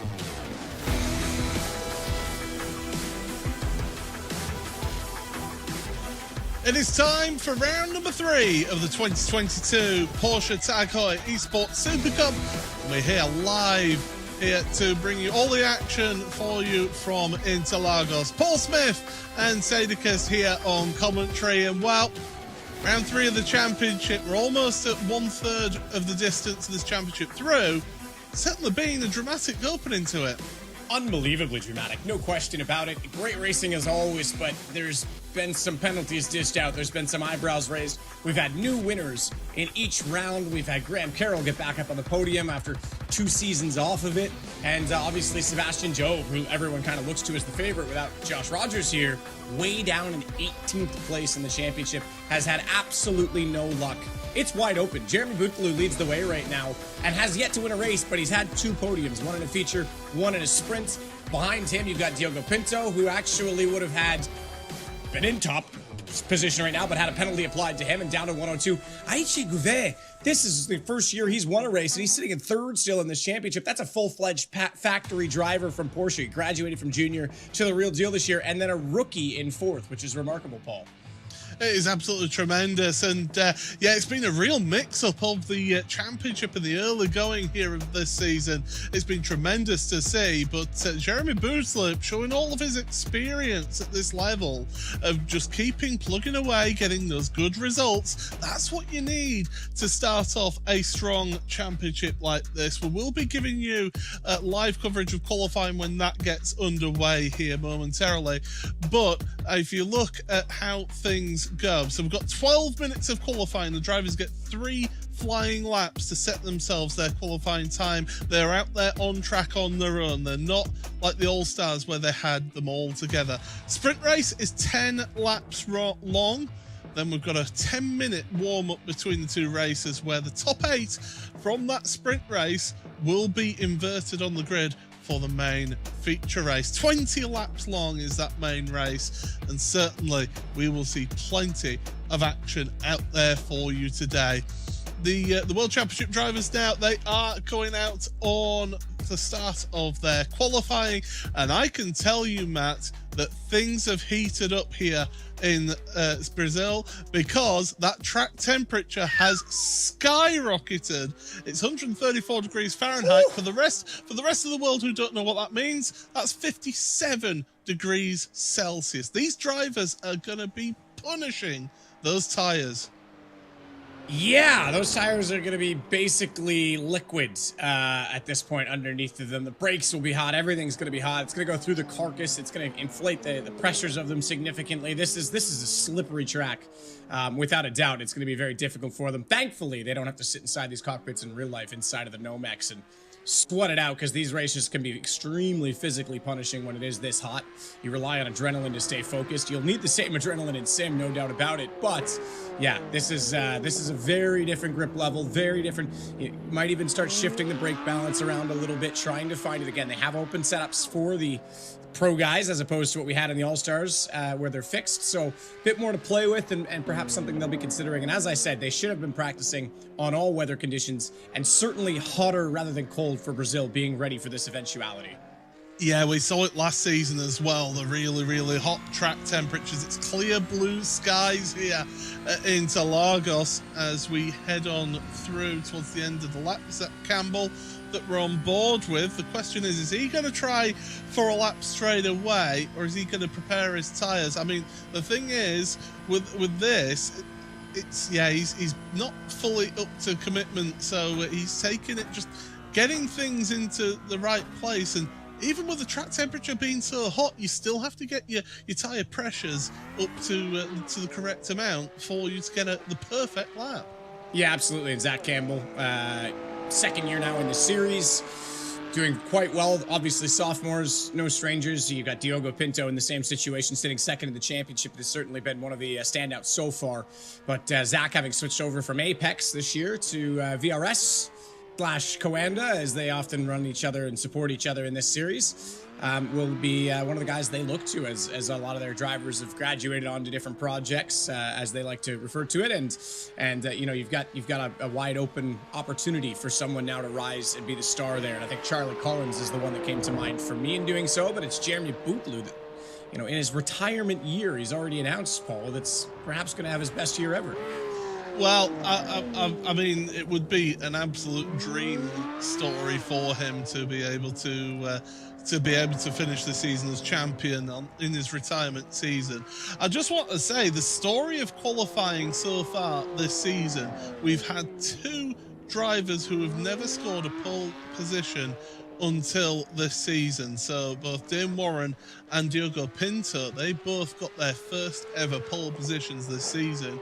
Do we continue with that trend? Because there's not that many people otherwise who have set pole positions in the past. Sebastian Job, Zach Campbell, and Charlie Collins being those other drivers.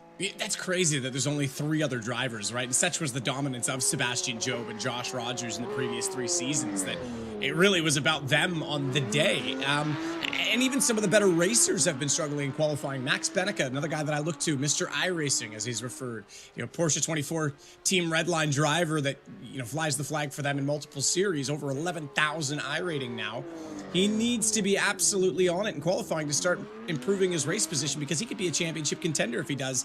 As we look at something very significant, the lead driver of the 3 in an extremely experienced stable, the Red Bull Racing team. This is Cooper Webster, white banner, white wing, and that indicates that he is a rookie and sitting 4th right now in the championship. It's been a tremendous season, hasn't it, for Cooper? Absolutely, just a dream start to his career here in the Porsche Tag Heuer Esports Supercup. Complete rookie, and he's up there. He's challenging for the Red Bull Racing Esports outfit, and certainly doing a good job. You're not missing a thing. Everybody's just out there just getting little preparation laps, so you're not missing any flying laps as of yet. Jamie Fluke, he's now based in Corby, in the sort of Midlands of the UK. Of course, the Northern Irishman, he's moved over to that team facility that Apex Racing team have got, and it's really seemed to have worked out well for them in this early going of the championship, and they really seem to be working well as a team out there, as Marina Sarica, I do believe, is actually going to be starting a flying lap here. Yeah, we're just getting into the flying laps now. No one yet to post a fast time, as they've all done their out laps and gotten things up to temperature. Yeah, you mentioned Jamie Fluke, 2nd place last time out, and 2nd spot on the podium, sits 5th in the championship. Great job from him, and Kevin Ellis Jr. also in that house alongside him was on the top step, so that room was pretty successful last time by. And Kevin sits, Kedge, as I call him, sits with 71 points in 7th. I can't stress enough that this championship is wide open, even for guys like Sebastian Job. Only 38 points to his name, 18th place, 4th in the first sprint race, but then 22nd, 10th, and 25th. It's still on the cards because it's been so volatile at the top. As we continue to watch Marino on this lap, we'll start to give you an update on times. 1:33.3 last time by for him, so he has put in the first flying lap.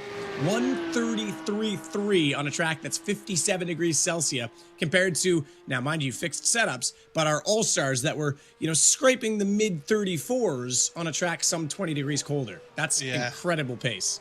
It's absolutely sensational that these drivers can do that. Just to finish off the Apex Racing team point, Peter Berryman had his best ever result in the series last time out, 5th place in the sprint race at Barcelona, so it really was working out for them. Here's Sebastian Job. This is somebody who has got some pressure on his shoulders, although right as I say that, we switch over to Matti Sippola, but Sebastian Job, he has really got some pressure on his shoulders now. A former champion in 2020, he doesn't want to be down in 18th place fighting for his survival in the series. He wants to be up there at the front. I'm of 2 minds on that. Yeah, there's scrutiny for sure, and he could succumb to that scrutiny and put pressure on himself, or He could take the other approach and say, screw it, got nothing to lose, let's go flat out for the rest of the season. And so long as he can avoid drama, we know he has the pace to collect points. So I think in some ways, we put pressure on him as outsiders. We expect more from him in that situation, and rightfully so. And certainly Red Bull will be putting pressure on him too, saying, hey, come on, you're supposed to be our lead driver in this series. But from a personal perspective, I think that he can just send it. There you go. There's a good look at Matti Sipilä with the rookie banner, the white tag Heuer, both on the windshield and the wing. There's also another indicator on the number plate, but these are the two more obvious ones for you guys to see at home, and as opposed to the darker black ones that we have on all the rest of the runners in the field. So, and if you actually head over to simracingwiki.com, they've been kind of keeping track of things as well on the championship standings. Sebastian Job to the head of your standings with a 32.9, Fluke in second, Salvatellans in third place. The times have been coming in thick and fast here. Sorry to cut you off there, Matt. No, that all was good. An absolutely sensational lap from Sebastian. I was just going to say there's 10 rookies in the field, and they've got a table that you can keep track of that championship directly as well. And Oscar Bixerud is the youngest of them at 15 years old, sits in second right now, so it's a good little challenge. Quinton Violetta, we know, is very fast also, but had drama in Hockenheim. But you're right, 32.9 on this track. And look how close they are, at first to fifth in the same 10th of a second. First to 30th, covered by a second. Graham Carroll down in 31st, outside of that 1 second banner. Alessandro Bico coming across the line. He'll be finishing off his run right now, and he finds himself in 23rd. My goodness, we're getting the final lap or so coming in. Johan Harth has just jumped up to 10th place. Jack Sedgwick, I believe, is out there finishing off his lap here. In fact, there he is. The man based in Leeds. Well, it's just down the road from me, realistically, about an hour's drive for me. So relatively local to me. And Jack working his way up towards the end of the lap. And he'll be trying to get somewhere up the front, because he's right now the slowest of the drivers who set a time. Across the line he goes. It's only up to 30th place for him. But I can tell you right now, after all of that, first to 33rd, covered by a second. I don't know if it's Graham or is Grammy driving right now, but he must have had a drama to be down there in 134.0 and significantly off of even his standard pace. So yeah, that's pretty remarkable. It certainly is. Biko is out there, but I believe he has completed his qualifying run. He'll be trying to just get a little bit of a feel of how the track is out there. It's worth spending that little bit of extra time. You've got 1:46 just to get that last feel of how the track is in these sweltering conditions. Yeah, give us that weather when we get into the race as well, because it certainly will be carried over session to session and could change even slightly more there. But it's blistering out there. You could melt butter on the surface right now, no question about it. You'll be melting rubber undoubtedly, and that does mean tire management's going to be a factor. Not just, each individual corner being more slippy, not just the start having more wheel spin. You've got the entire race to consider. Even those marshals, look at them, they're talking about it. You could see him saying, geez, it's hot out here. Yeah, need an ice pack or something just to help those marshals out there. But there's nobody out on track right now. Everybody has set their laps here today. But look at that. It's Job and Fluke at the top of your standings. I mean, Fluke has admitted himself that he loves this track. He's just never been the fastest around here. Well, are you saying forget that it's about a fluke? that now? You saying it's a fluke that he's up here? Is that what you're saying, Paul? I'll treat that with the contempt it deserves. Okay. All right, yeah, that's fine. I was just waiting to see if I could ask again if it gets an answer.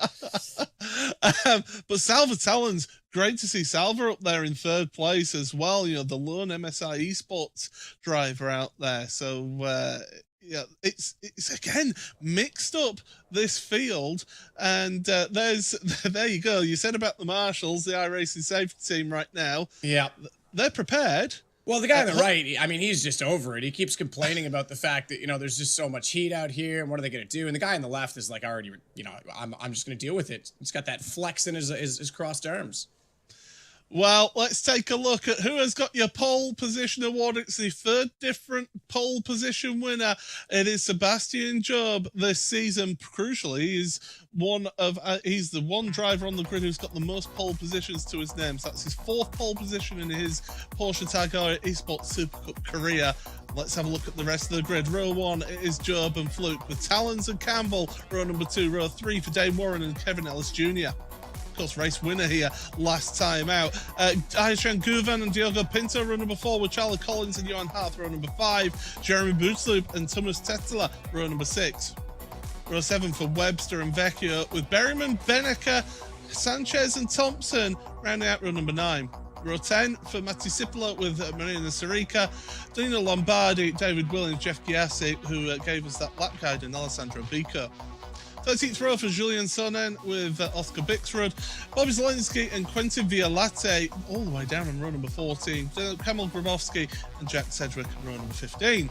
Row 16, it is Alexander Volters with Jordan Caruso, Sam Keiter, Graham Carroll, that'll hurt, and Brian Lockwood, who did not score a lap time at all here. Matt, I'm going to throw you a little bit of a curveball here. Who's your pick for the win here in this first race? Well, listen, if the pole position trend is anything to go by, we've had both people that scored poles so far this year win the sprint, so that would put Sebastian Job in the hot seat. And I think, as we say, no pressure from his perspective. He's just going to drive right now. He knows he's on the back foot. Might as well just send it. That said, Kevin Ellis Jr. is someone you can see having a great race. And I'll even throw Zach Campbell in there. Clean, concise, not always aggressive, and sometimes that costs him, but pretty smooth. And I think that right now with the track temperatures as it is, that'll be beneficial for the tires. Well, the drivers are prepared. They're set on the grid for the start of the sprint race here for round number 3 of the Porsche Tag Heuer Esports Super Cup 2022. They'll look to the starting gantry, wait for Barney, the flagman, to drop the flag. The engine revs rise. Green flag. We're off for another round of the Porsche Tag Heuer Esports Super Cup. Good front row start for Sebastian Job. Jamie Fluke's getting jumped a little bit by Salva Talons, who's going to the outside. He's got the inside for turn number 2 of the Senna S. The rest of your field all working their way through. So far, so good. Everybody out there on track, keeping it clean. This is what we want to see. Although there's a car off to the back there. I believe that was Gianni Vecchio and Oscar Bixrud. There's cars going off into the runoff on the exit in the background of the shot there as we go down to Descendo del Lago for the first time. So far, so good for Sebastian Job at the front of your field. Yeah, decent little gap for him as well. Half a second already. Not that that's a massive amount, but it does give him a bit of comfort on lap 1 so he can not have to deal with anyone sticking their nose where it doesn't belong. Take it nice and easy, warm the tires up appropriately, and not feel pressure getting the car into its comfort zone, into the sweet spot. So he's going to be pretty happy with that so far. Jamie Fluke, a similar gap back behind the Talons, but then the train. And this is the train we know from Pesk, and even still side by side as they'll head up to the duck of the bill, and there could be some heavy bills to pay if they don't sort it out before they get there, because the braking for this corner has multiple entry points. You can hold it tight, you can go wide. It seems like everyone's gone through so far, and including that of Graham Carroll, who's way back in the order, but trying to make up space. Johan Harth trying to compete against his countryman of Jeremy Bootsloop in towards Jun Sao. Trying to get the run out the corner here is Johan. Now, this is somebody who we know has got plenty of pace and plenty of experience as well in this series. Only 2 podiums to his name in this championship, his best being 3rd place at Monza last season. Down into turn number 1 once again. The state line astern as they are. There's a car around, and that's Max Beneka. Beneka's around for the Porsche 2014 Redline car. And well, it goes from bad to worse for Max this season. He's all the way to the back of the field now. He absolutely is. That's catastrophic. I've mentioned his qualifying performances haven't been on par. The 1-lap pace is not his specialty, but his racecraft usually is. I mean, this year already early in the season, because last year he was in recovery mode, he's sitting in 6th position right now, double 4th place at Barcelona, and this time it's going to be way down the order. Another of the main game runners, another of the main protagonists that's going to be giving away points, and this is exactly what I'm saying. I think Look, I'll throw a really weird reference out there. 2007 V8 Supercars. Rick Kelly wins the championship without ever winning a race in the season. We could be on for something like that right now with consistency because the top guys seem to be giving it away at this point. Oh, it was Josh To be Thompson. fair, that was taken away from him. Yeah, that's a huge hit. Yeah, Josh Thompson a day late and $1 short in that move there. And unfortunately, getting involved, it does force Thompson further down the field himself as well. So he was affected in that one, but not as much as Max in that one. This battle for 9th place, this is still ongoing. Diogo Pinto is in 9th. We've got Jeremy Bootlip, Dion Half, and Cooper Webster there. Just in front of them is Charlie Collins. Now, Collins, we saw the pace that he had last season in this car. And we know that he's a talented driver. He finds himself right now in that bubble spot where he can get that pole position on the inverted grid. Meanwhile, look to the front. Jamie Fluke is determined to follow the slipstream of Sebastian Job because Salva Talons and Zach Campbell are right there with him. Yeah, Zach Campbell's looking pretty sharp right now. As I say, he's usually a very smooth driver in his approach to his racing, and I think right now with the track temperatures being as high as they are, again, that'll come into it at the end. That'll be something that's super beneficial. He doesn't need to overwork this as of yet. Salvatollin's in front. Let him get aggressive. Let him overwork the tires. You can already see he's getting a little bit wide on the apex, a little bit deep under braking, and that's going to add more stress, more steering angle.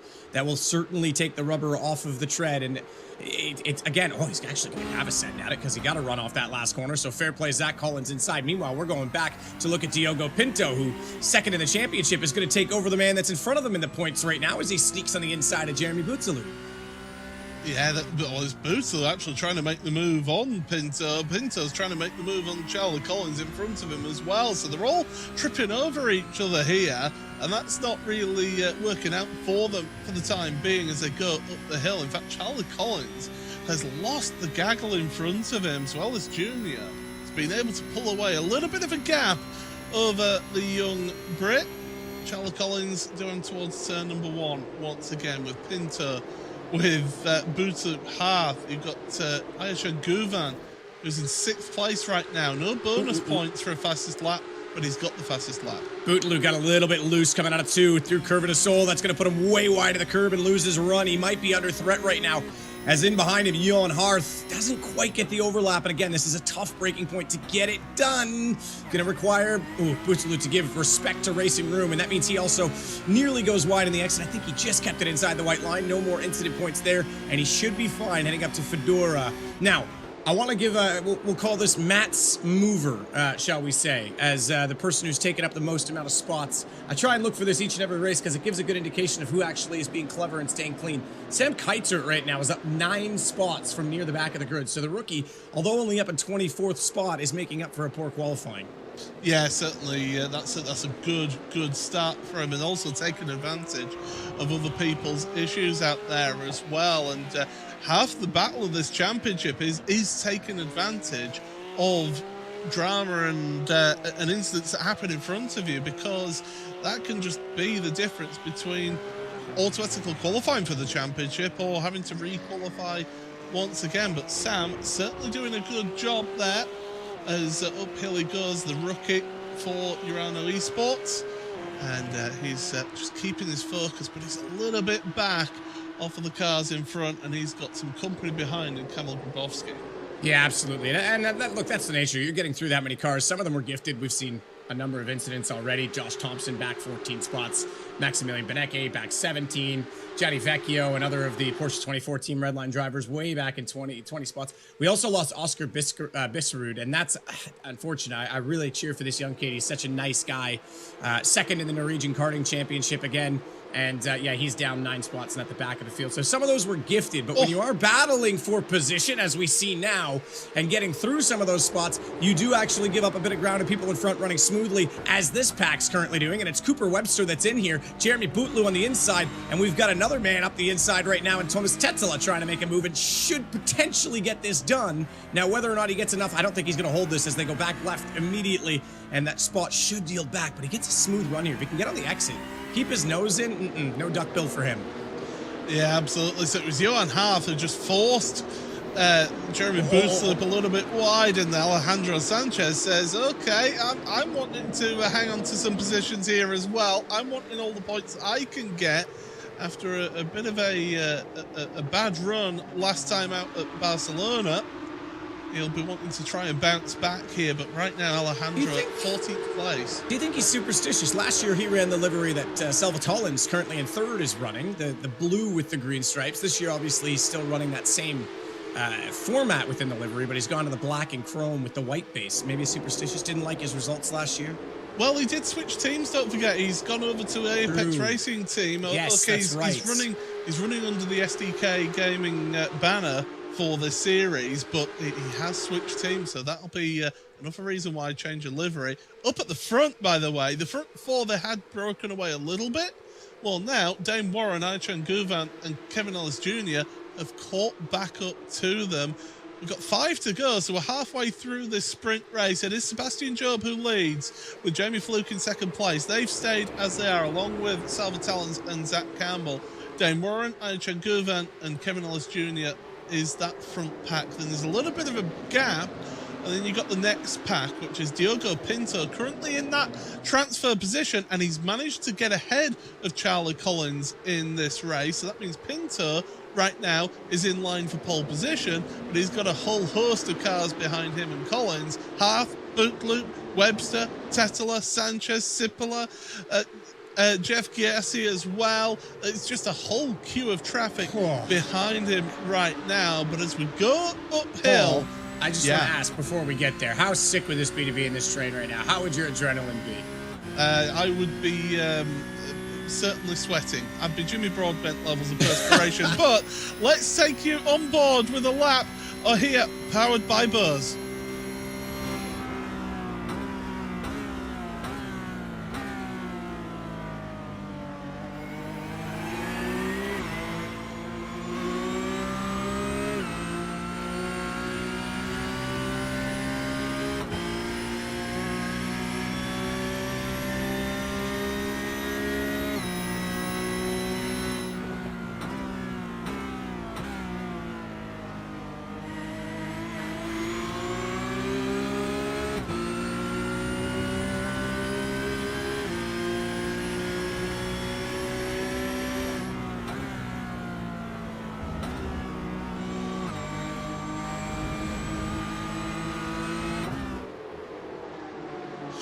That was the buzz on board, and this is the battle for 8th place. We had to cut away from the onboard to give you this because it's Pinto, Collins, Bootloop, Half, Webster. There's all this contact. Half is around there. He's off the track and he's dropped down to Tor, and he's got an awful rejoin there. He had to keep it out the way of cars, but Pinto right now is hanging on by the skin of his teeth ahead of these drivers. He is the cork in the bottle right now. Kevin Ellis Jr. will be loving it because that means no pressure from behind. Watch out again. Charlie Collins has had enough of this. He wants through. He's got pace, or so he believes, and therefore goes for it at Young Cal. That's not going to give him quite enough of a run up the straight, but he'll tuck back in and try and hope that draft holds him off now, as this is the problem with making moves like that. It's going to give Jeremy Bootaloo a run at this. If they can get Diego Pinto, this is 2 sophomores holding off one of the most experienced drivers in the field, and then a rookie who is eager to make a play as well in this with Cooper Webster. This is a huge battle pack, and Pinto, despite that all of the Redline cars have pretty much fallen out of the order with Vecchio and Benecas, he's really trying to hold his own right now with not anyone up front that he's really doing this for. It's just a matter of his own points and pride. Here comes Webster now, making moves on Jeremy Bootloop. You got Charlie Collins trying to make moves on Diogo Pinto into Descida de Lago. You've got the leaders on that top screen, and Pinto is wide. Was he assisted there? Well, we'll have to wait and see on that one, but Charlie Collins moves up into 8th position right now into Ferradura. Oh, Pinto squeezes, little rub and a kiss. Charlie Collins goes down multiple positions in that. My goodness, the slightest of contact, and all of a sudden he's down a couple places. Yeah, look, and I think we want to encourage good racing here, so I won't throw too much shade at him for that one. He still had the nose slightly in, a bit ambitious, maybe a bit unwelcome, but Charlie Collins, he's no stranger to this series now. He'll be well aware of what that means. Tucks back in, only loses 1 spot, really, excluding the battle with Pinto directly, but loses out to Bootaloo. and can resume the order of business. But Pinto, I was about to say at some point, you know, with tire conservation and the high temperatures, with so much pressure on you, you have to pick your battles, right? If you give up a spot, maybe don't overextend and try and hold it or battle it back in that situation, because it could be rather dramatic for both you and anyone caught up in that incident. But he is going to hold his elbows out and try and take it back. He's going defensive down the straightaway again. And some drivers might look at this and say, if I give up one spot, fall into the order, if I can just sit in the rhythm of it in the draft, I can get back to it later. But he's going all out right now. This is for the lead, though. Look at the top right now, top of the screen. Sebastian Jobe's been caught, and he's under pressure as well. Yeah, Fluke is putting him under some intense pressure, that's for sure, because Fluke behind him has got Salva Talons getting the old heat up as well. And when you're looking at that bottom screen, don't forget, Diogo Pinto right now, if he stays where he is and finishes where he is, he gets pole position for the feature race, which could be crucial for his championship. Yeah, fair enough. 2 laps to go, and that's definitely something I needed to consider in my previous statement, because if he can hold his elbows out, then it's absolutely worth it. But man, oh man, it's such a fine line, and that might have been a little bit of a tap from Bootaloo through the apex that time as well as he closes in. But such a fine line between triumph and tragedy in these situations. Well, we're heading towards the start of the final lap here, and if moves are going to be made, more realistically, they're going to be made in the first half of this final lap. As they come out of Junsao to the leaders up the hill, Sebastian Jobe has been dragging them along all race long so far. Jamie Fluke is trying desperately to hang on to his slipstream because Salva Talons is following and waiting in his wings. White flag is out. The final lap is underway into the center S for the final time in the sprint race. The leaders stay as they are. Meanwhile, on that bottom screen, Jeremy Bootlett was looking to the inside. No move being made as yet, but Pinto is working that car hard to try and hold on to 8th place. Well, Fluke on the top screen, he's getting close. Consider this for that 8th place as we keep an eye on both battles, and we'll do our best to not miss anything. Diogo Pinto is, again, second right now to Jeremy Bootaloo. They are battling for reverse grid pole. That puts 8 cars between them for 1 spot. And in the championship context, that is massive. That is a huge amount of margin to just get a buffer potentially over the other if this is going to be considered as a championship battle, which at this point in round 3, you have to start to look at it that way. So Diogo Pinto doing everything he can to try and get that gap back and close down on the lead in the championship. Oh, Pinto's doing a sterling defensive drive here right now, though. That is absolutely key for him to hang on to that 8th place. Meanwhile, on the top screen as well, Sebastian Jobe still under pressure from Jamie Fluke. Fluke, though, he needs to get a run out of Junsao for the final time. You can see Sebastian Jobe. He's had an awful start to the season so far, but he's just got about a few hundred meters to go, and he will potentially see himself a race winner finally in 2022. He sees the checkered flag across the line, and I think that's more relief from Sebastian than any elation to get a win in the bag. Diogo Pinto, this is crucial, as you say. 8th place for him across the line ahead of Jeremy Bootaloo. Rest of your field come across the line as well to finish their races, but my goodness, that battle for 8th place was incredibly intense. Yeah, fair play to Diogo Pinto. He battled off Charlie Collins well. Sure, he gave him a bit of a hip check, but Rubbings Racing, and that's what touring cars and GT cars are all about. I'm here for it. I love it. I love getting mixed in like that, certainly where these cars are so tough, and they're not dainty little dancers out there. They certainly can hold their own in the Porsches. And impressive, absolutely. For Sebastian Jobe, you're right. That's more relief. This gets him back into where he should be, and he will be, like I say, no pressure at this point. Just drive. Focus on the results. The points will stack up if he can get his, keep himself clean. None of the incidents, by the way, and I know I'll get to these results in a second, none of the incidents have been his fault. He was taken out in the hairpin at Hockenheim, and he was taken out by his teammate punting Charlie Collins at Barcelona. So unfortunate for him, Paul. Yep, certainly looking through the results in. So yeah, Job a win at last this season. So Jamie Fluke, another second place for him after getting second place in the feature race last time out with Salvatelon's third place. There's a look at your championship standings now. Just 5 points between Jeremy Bouteloup and Diogo Pinto. Aychen Gouvan just a further point behind Pinto in all of that. And Jamie Fluke, look at that, 4th place. He's sniffing around for a championship there as well. Cooper Webster, Zach Campbell, Kevin Ellis Jr., all with good results in that first race. This is incredible as to how close this championship has been so far this season, and this race improved it here in the sprint race. Yeah, solid sprint race. Great action as we look at just such great racecraft at this pace, in this track temperature as well. And I do mention that aside from that from Josh Thompson, which no doubt we'll get a look at after the race and perhaps even penalty points applied, as they've been pretty solid on those this year.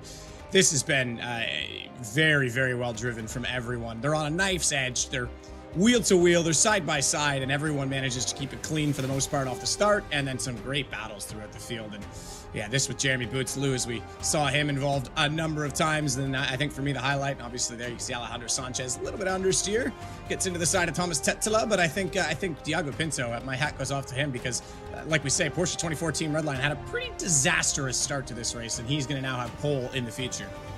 He certainly is, and that's no better place to start than pole position. There was Johan Half going off. Alejandro Sanchez nearly followed him off, actually, in all of that. That's Diogo Pinto getting ahead of Charlie Collins. That was crucial for what we saw the rest of the race. It was intense in that 8th place battle. But let's not forget as well about the winner, Sebastian Job. That in his career in this championship, that is his 8th win in a sprint race in his career, but crucially, his first one of the season. And that, yes, as we say, that's a huge relief for him.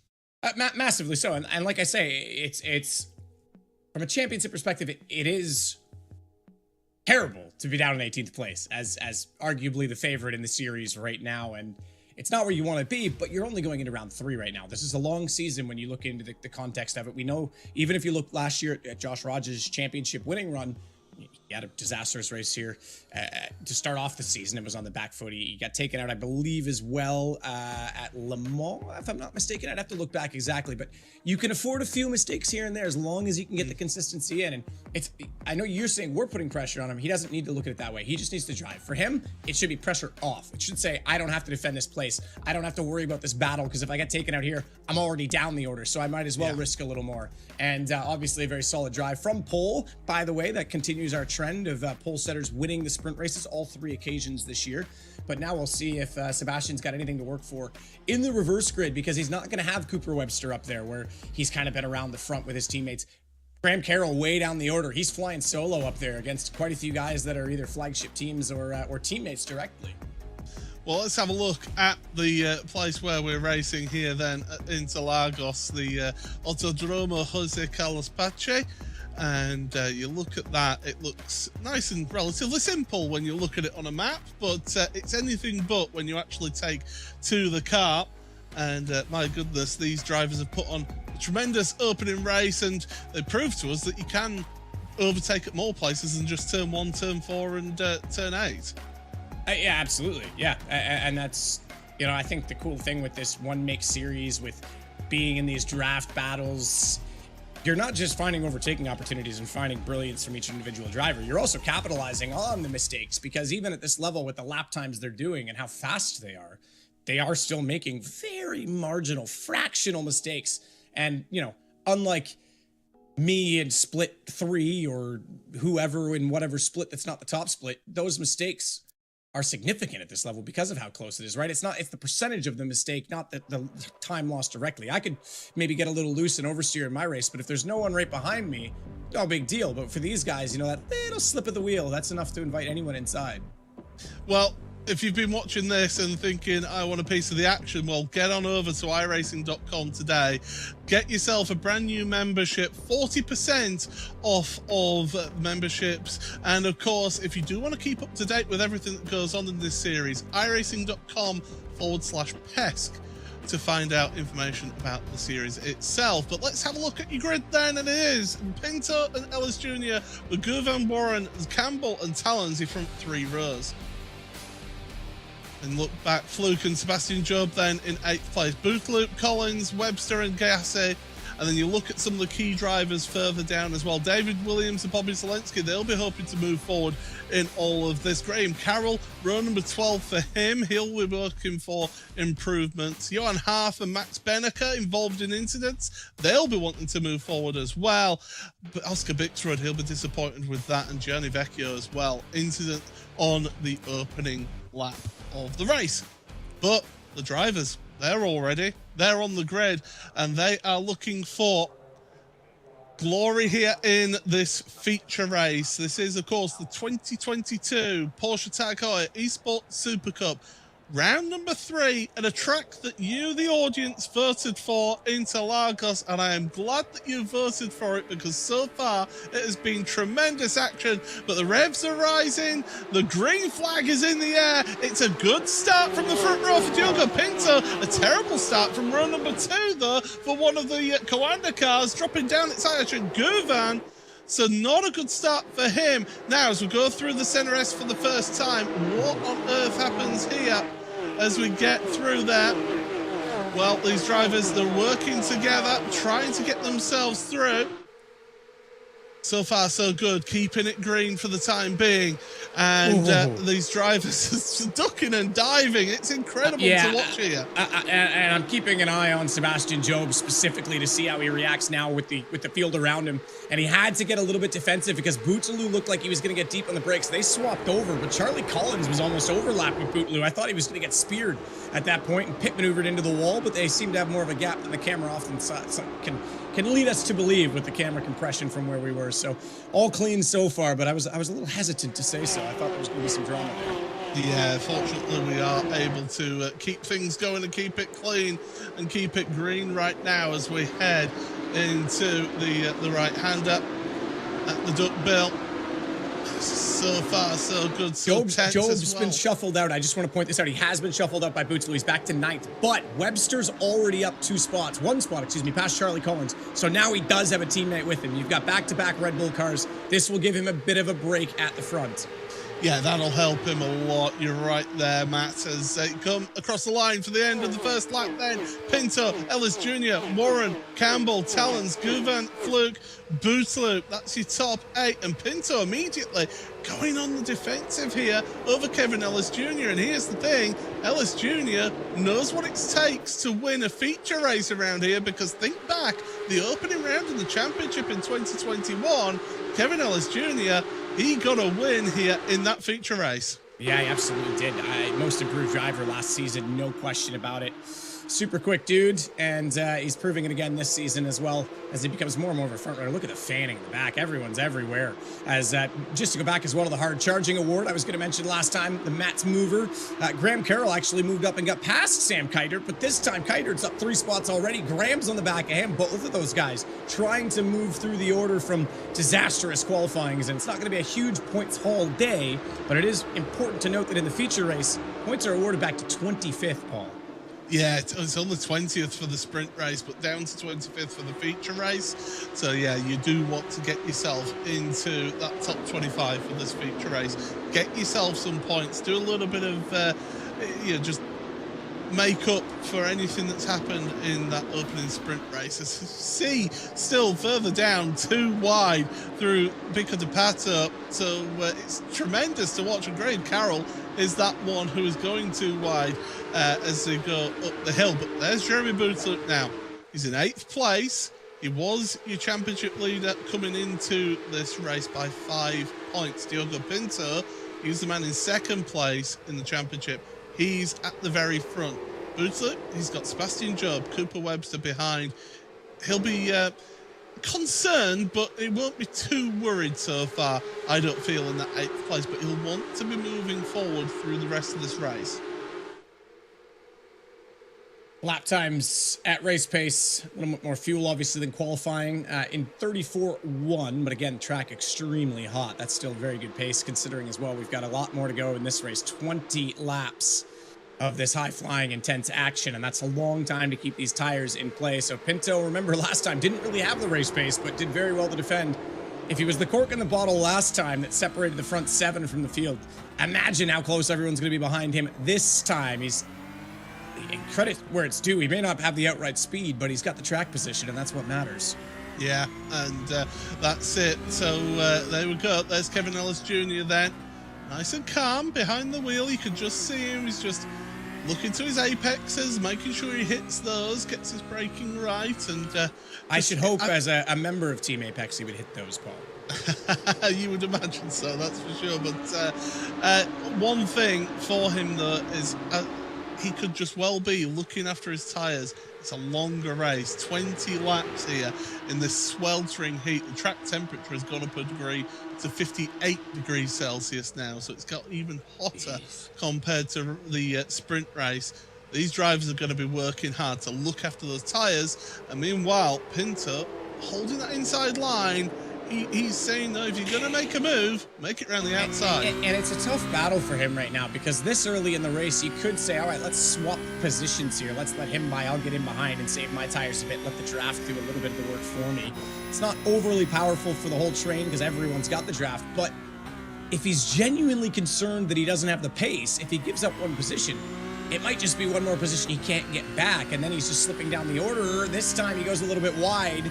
He does have the apex coming back in his favor, but this is going to get interesting. Dwayne Warren wants through this as well, as Dwayne Warren's going to hold very tight toward the inside and get a nose in potentially on Ellis Jr., who's trying to get as far up around the outside as possible to get the switchback for turn number 9. Remember, Dane Warren has won 2 sprint races in his career in the Porsche Tag Heuer Esports Supercup. Never a feature race, though, so he wants to get that monkey off his back and really find himself up there and get himself on the top step of the podium. But I think it's a little too early to be trying to force things at the moment. You just try and take advantage of any slightest mistake, as you said, Matt. It's huge at this level, just the slightest of slides, and before you know it, it means that you end up losing those positions. And well, Sebastian Job then, we'll look at him, Cooper Webster behind him, and this is your best placed rookie at the moment in this race, 10th place. Cooper is having a tremendous season so far in the series. Doesn't need to get too aggressive with his teammate, but has to get defensive rather, and may lose this spot to Charlie Collins, who's going to switch back in turn 2. Needs to be careful to tuck in, not give away anything more, because behind him immediately now he has Alejandro Sanchez and Jeff Giassi, the local boy who gave us the walkthrough of the track, the demo lap we saw at the start of the show for the PESC series, and certainly will be wanting to get a position as well. They're going to start to battle a bit. That'll give Cooper a bit of a break, but now that means Sebastian's got one behind. Now, I want to go back to that team thing, because this applies in many situations. Dane Warren right now, we mentioned it, won the opener in the sprint race for the season. Fell off a little bit. 16th, he got some contact. 29th, despite qualifying second in the sprint race at Barcelona, and then 32nd because of all the drama. Jeff Giassi, bit of a hip check. Not sure that was polite, but he'll take it anyway as Sanchez gets pushed out slightly on this. And man, oh man, on top of all this is Peter Berryman trying to get involved as well. The point I want to make is right now, you've got Campbell and Warren together for VRS. Both are in good positions right now in this championship. The one who's lost out the most, who could have taken over the championship lead just 6 points back, is actually Aichin Gouvain. So Pinto's in a perfect spot if he can be defensive again for another 15 laps. That's a huge ask. Boot to lose 8th, Gouvain 6th. This would put him back top of the table. Certainly would. It's worth pointing out, by the way, that Pete Berryman and Jeff Giassi used to be teammates at Apex Racing Team. So they're meeting each other head on, or at least side by side. Speaking of side by side, Diogo Pinto, that's a poor line through turn number 2. That's going to give Kevin Ellis Jr. the opportunity here. Around the outside's tough at Cover de Sol. Dane Warren, do you get involved? Do you run interference here? I was going to say I don't think you can, but he certainly has a run for it. I think, yeah, you got to tuck back into where the space is. Don't get too involved. Good braking from Diego Pinto. He may not have speed. He's got enough to get deep. That's going to force one wide, and I thought Dane Warren might have a sniff up the inside, but he doesn't want to get too involved. He doesn't need to be too involved. He's back home in Australia, by the way, now, having left the Esports Hub, the Coanda Esports Hub, but he certainly will feel the action of just as if they were side by side in the studio because he's got so much cars around him, and he's not done there because meanwhile Zach Campbell's trying to get an overlap, and as he does, Selva Tollins has a nose in. They're all side by side as they stack up based on that one, now 9 corners ago, that one wide move from Diogo Pinto, and look how close it gets at the front. This is incredible as Kevin Ellis Jr. then finds himself at the front of the field. We've got battling in this top 5, top 10. It's tremendous stuff, and I'm glad you're all along here to watch the Porsche Tag Heuer Esports Super Cup. Thank you very much for joining us on this Saturday. As I think Sanchez has had an issue out there. Yep. Yes, he has. Charlie Collins as well is involved in that one. They're both dropping down the order fast. And well, the two of them, we'll have to hopefully get a replay of that because that looks like it wasn't voluntary between the two of them. I think somebody has made a move on the other. Presumably based on the positioning of the cars, I would say Sanchez was up the inside of Collins on that one, and that would make sense based on the of the positionings, but we'll get a look at it right now, and that was always going to come off that way. It was so much side by side, so much jostling for position. Look further back. Sanchez is actually quite deep on this. So it actually starts in front. Cooper Webster gets into Charlie Collins, and Sanchez is the innocent bystander, unsure where to go and all of that, and gets caught up as well. Yeah, and the thing is that car just suddenly appears for him as well because he was right up behind Webster. Ellis Jr. under pressure from Pinto at the front. Well, this is going to be an intriguing race and an intriguing end to this race because we've not even reached the halfway point and already there's been plenty of drama in this one. And, well, we'll look through another replay then. This is on board with Cooper Webster. What move? What move? What move? There isn't much of a move. No. Constantina effect, and he just misread the situation, unfortunately. Remember, that's a position that he lost as that car snuck between, Alejandro Sanchez snuck between he and his teammate, so maybe a bit too eager to stay within that battle, and yeah, he just misread the breaking point on that one, I'm afraid. Carried too much to the apex, and again, I go back to remind you that the first rule of racing and the first rule of physics are the same. No two objects can occupy the same space. You really like bringing that up, don't you? Listen, it's a tough one to learn, okay? For some reason, I just think people will vanish when they're in front of me, and it never works. Well, what we do find then is after that tremendous battling then, it was that mistake by Pinto through turn 1, running wide. That gave Ellis Jr. that opportunity to make the move. And it took him a further 6 corners to actually finish that move, did Kevin Ellis Jr. But he finds himself at the front of the field ahead of Diogo Pinto. Now, this is where we get to answer the question that you asked here, Matt. Has Pinto not got the pace that he feels that he can get back past Kevin Ellis Jr. here? He's certainly holding his own, having given up that one spot to Kevin Ellis Jr. at this point. And it's tough to lead in these conditions as well. Again, you don't have the draft. You're putting more emphasis on getting good exits to the straightaways, very long straightaways. We look at the pass for the lead. This was back way 2 laps ago now at turn 1. We saw how deep Diogo Pinto got trying to be defensive. And this is actually what started the whole stacking and queuing of basically 3 rows of cars going side by side for 9 corners, and hats off, they all kept it pretty clean. I would almost say that the incident with Alejandro Sanchez and Cooper Webster unrelated in that, because by then they'd already shuffled back into the order. But this is a heck of a race right now. We've got such a train of cars and everyone's involved in it right now. All the way back to Johnny Vecchio, who's up to 23rd, has made up 9 spots. So even he, still involved in this, can make some places because, again, points to 25th in this situation. Graham Carroll, it says he's only up 3 spots, but sitting 20th. I'd say he's up a little bit more than that, actually.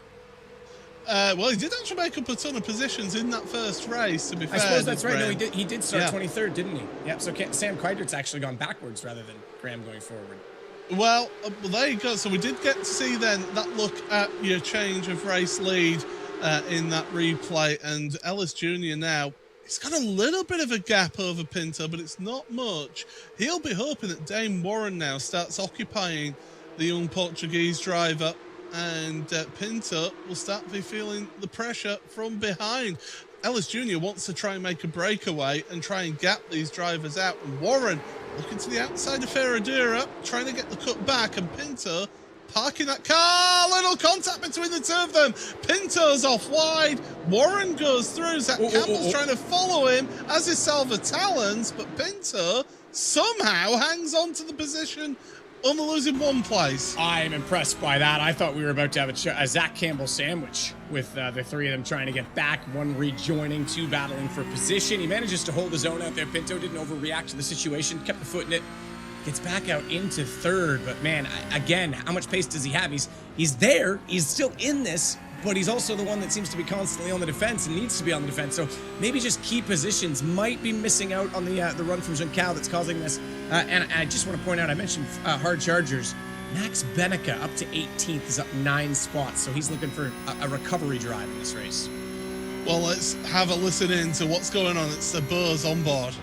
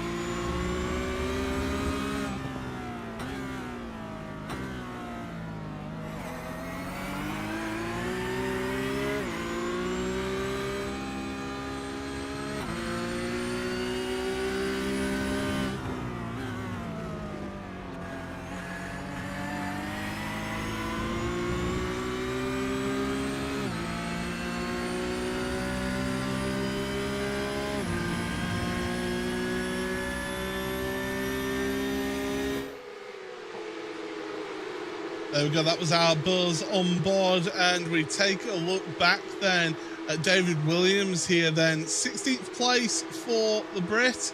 He's got Dino Lombardi, Marina Sarica in front of him. Quentin Violate, one of your rookies behind him. Violate, of course, who really impressed at the opening round until he had an unfortunate meeting with the side of a car and a gravel trap. But Violate, he's been back in this mid-pack these last 2 rounds. It's not quite worked out for him so far. No, he was involved in a little bit of the drama at Barcelona, and he's such a nice guy. I mean, he messaged us after the race and said great commentary. You know, it was great to be a part of it. I'm really excited about the championship this year, totally on his own accord. And he's joined my Discord now and chats in there. And I said, you know, just with my Discord community, I said, who's going to be involved in the drama today? And he goes, I hope it's not me. I didn't expect a response from him, but yeah, he goes, I hope it's not me. So fair play to him there.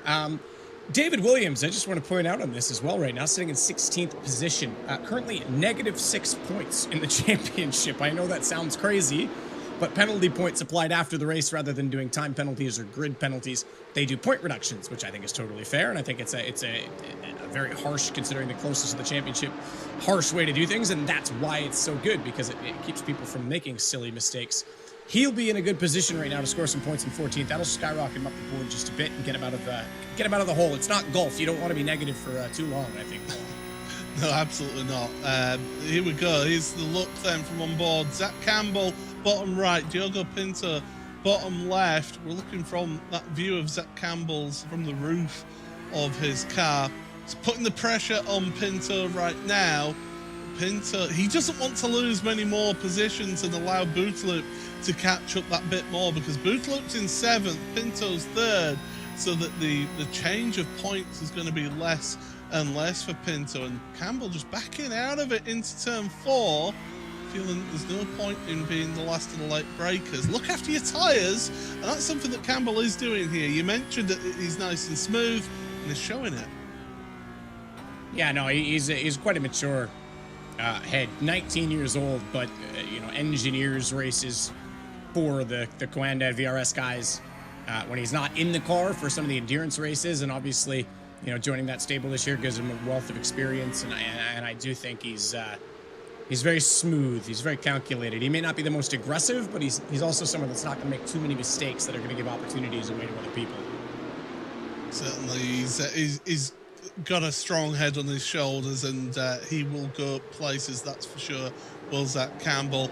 Well, we're past the halfway point of this race. It is Kevin Ellis Jr. who does lead this one, only by 0.2 of a second over Dane Warren, because he is just right hounding him right there. Pinto in third place. Now we look at this, because we've got Julien Sonnen.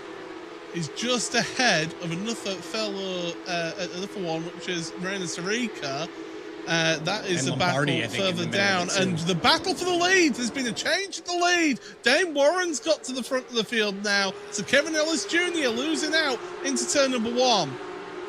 That's actually massive for Dane Warren. Again, won the sprint race, has had some bad luck ever since. Horrible luck at Barcelona, and also got taken out in the second race at Hockenheim. Went down the order, so he's trying, despite being in a great position still in the championship in the top 10, he's trying to make amends to that, trying to recover what was his championship lead after round 1, and this is a fantastic way to do it. Getting ahead of Kevin Ellis Jr., Diogo Pinto still in the mix, and then you've got Campbell. This isn't done. This is far from done. Again, it's hard to lead here. It's very difficult to lead. Kevin Ellis Jr. won last year. We talked to him about that after the race. I said, man, you made that move early. Were you concerned that you were going to give up tires or give up draft? He said, I just had to, go with the pace, and I say his name. He gives Dane a little bit of a bump to say, hey, I know you're ahead of me. That's all right. Here's a love tap. Congrats. I'm still here.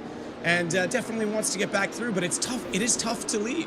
And Campbell trying to make the move on Pinto, because Pinto had to get out the way of Ellis Jr., and that opened the door for Campbell, but not enough for him to move by. Salva Talons, of course, driver who made his debut last season, up here in 5th place, and certainly doing a sterling job right now. His best ever result, 4th place last season at Monza. So he knows what it's like to finish in the top 10, top 5. Pinto going very defensive again. Ellis Jr. just sitting behind Warren. Down in towards turn number 1 once again. And Campbell trying to go around the outside. That'll work out beautifully for him. Nice move past Diogo Pinto up into 3rd place now for Zach Campbell. I think my question's been answered.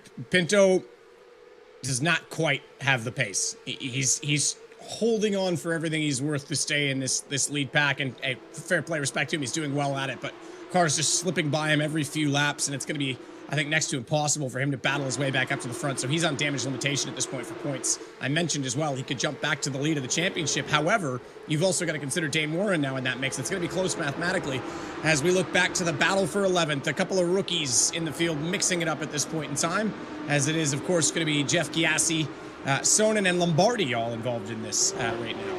Yeah, Pete Merriman right behind them as well, with Marina Sarica, David Williams. So there's a mixture of youth and exuberance and experience, and certainly those drivers fighting it out and just playing the percentages. And look at the. I mean, you've got Quinton Violetta in there, David Williams, like you said, Johan Hart, who spun in the first race, Max Benica, who was taken out in the first race, Graham Carroll had a horrible qualifying. There's some damn heavy hitters in the back of that train. So if those guys make mistakes, those rookies better be watching out, because those guys will be barging through. Yeah, they don't ask nicely, do they? They just come through and take place. As they go across the line once again, then your leader's Dane Warren. He's pulled out a little bit of a gap over Kevin Ellis Jr. So far, so good for him. As I said earlier, no feature race win in his history here in the Porsche Tag Heuer Esports Supercup for Dane Warren, so he wants to get that one in the books, but he's got a tough competitor, the Scotsman Kevin Ellis Jr. right behind him, of course operating from that Apex Racing Team facility in Corby, and Zach Campbell behind. He's going to be a key figure in all of this, with 6 laps to go and the track temperature still increasing even more. This is a Zach Campbell race right here. Yeah, this is one of his best shots I think we're ever going to see. Currently on the podium, like you say, holding those tires, been in a good position throughout. Of the guys in front of him, he's the only one that's not led, so he hasn't necessarily had to work those tires too hard. Now, dirty air does come into it, and I know that you think about a high downforce car, you work the tires harder to follow, especially on such a winding circuit as Interlagos. But in the Porsche, no, you can actually just, the draft, you can sit back a bit. You can roll the throttle a little more to the apexes. You can make up for it because the aerodynamics are not as pronounced. So yeah, he'll be, I think, in a tremendous spot. Whether or not he can get the moves done, we'll find out. He's in a pretty good position here on a run for Kevin Ellis, and getting up into second place with 6 to go would be a pretty hot seat. Of course, Zach Campbell, 4 podiums to his name in the championship, never won in the Porsche Tag Heuer Esports Supercup, so he'll be looking to get a W to his name. But Diogo Pinto, he's sniffing around. He wants that place back. But I think you're right. I think he did just lose out that car and lose out the tyres. I think he worked it a little bit too early, too soon, and that was key. As they head on down to the turn number 4, and still they're keeping the pressure on, keeping working hard, and up the hill they go. So we've got a battle at the front then. We've got the battle for the front then. Dane Warren, Kevin Ellis Jr., Zach Campbell, Diogo Pinto, Salva Talons then in 5th place with Ayachan Guvan in 6th. Jeremy Boosloop is right there as well in all of that. The championship leader going into this particular race, and he'll be hoping to hang on to that one for the time being. Moreno Sarica and Pete Berryman are switching places down in 14th and 15th places as well. But this queue of cars, it goes from 1st to 10th place. Cooper Webster at the back of this pack, and those further down in this gaggle now, they're hoping that there's going to be a little bit of shenanigans called at the front, and to benefit off of that. You say that, but Sebastian Job's gone back up 1 spot to get back to where he started in 8th. He hasn't been driving super aggressively. He's been just sitting there. I start to wonder about his tires. If he's in a good spot right now, he's someone who could still make pace and make some moves here. He certainly could. You're absolutely right. Battle for the lead. Kevin Ellis Jr. is by. Dane Warren loses 2 places in that, loses 3 places in that, because Campbell and Pinto have both made their way past. Kevin Ellis Jr. back to the lead. We know how aggressive Kevin can be in that car, and he's moved his way back up to the front. Salva Talons wants a piece of Dane Warren as well in that in 5th place. 1 move at turn 1, and it can lose you a bunch of places. This is on now for Campbell. This is on. This is his best chance for a win we've ever seen in this series, and he knows it. He's driving extremely focused right now. It's his former teammate as well in Kevin Ellis Jr., and they touched on that last week. You mentioned it. Podiums for Zach Campbell. He was 3rd. Apex were 1 and 2 last time out. He was 3rd, and they were so happy. I mean, we heard Zach Campbell say him and Kevin Ellis Jr. are great friends. He has a huge amount of respect for the guy. He doesn't want to overcommit to a move, doesn't want to make anything happen behind that's going to cause them both problems. Well, this week, when it's a little different, instead of going for 2nd, they're going for the win. This is why they're going for the win, Paul. And it was that move to the outside that Kevin Ellis Jr. did, and Dane Warren, he had no answer to that, got onto the marbles and really struggled then through turn 2, and that allowed Diogo Pinto to make a place back up. So Pinto will be delighted that that move happened.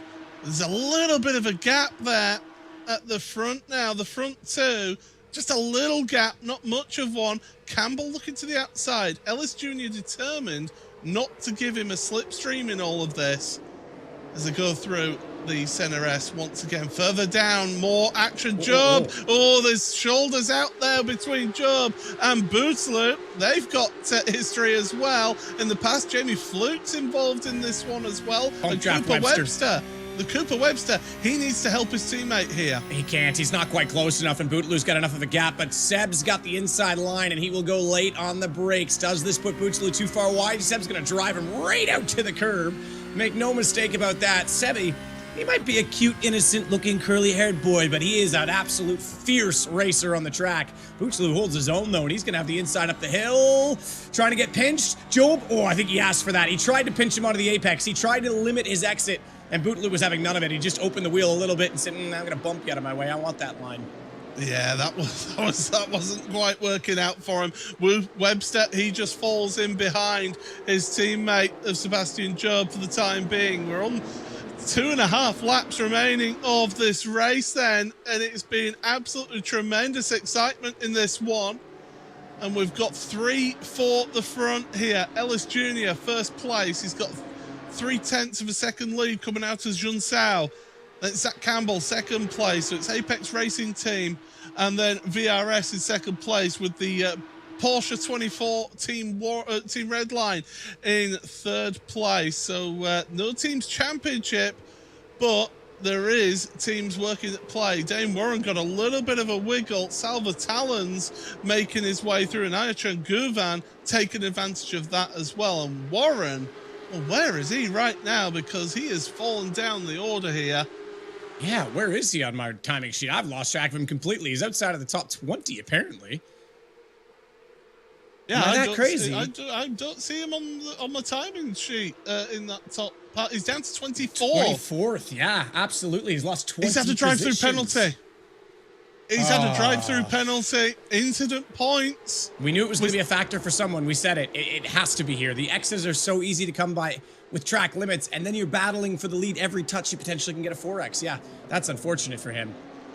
Well, this is really heating things up then at the front then. So you've got Ellis Jr. bottom left, Zach Campbell bottom right. As has been mentioned by yourself, Matt, former teammates. Zach, he's good friends with Kevin. He likes Kevin. He didn't make a move last time out to try and make some moves and move forward. But Zach Campbell, he sniffs a win here. He will be desperate for a win here. When have you seen him go wide all race? He's using everything right now. He just used all of the exit coming out of, excuse me, not Jean-Cal, leading into that. If I can find my corner names, I'll get it correctly. There you go. I can never say them correctly. Turn 11, Paul.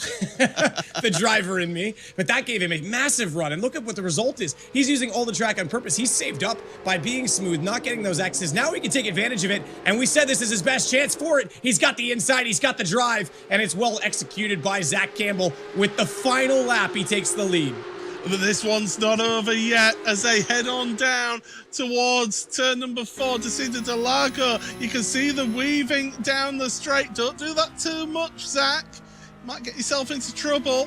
Late onto the brakes, runs a bit wide. He's obviously saved himself some incident points in all this, but Kevin Ellis Jr., he is there. Zach Campbell, you can see Ellis Jr. on his left-hand screen right now, but he's not looking at Kevin. He's looking at his apexes. He's running him out wide over the curb there. That's a little bit rude. Ellis Jr. trying to keep in there, though.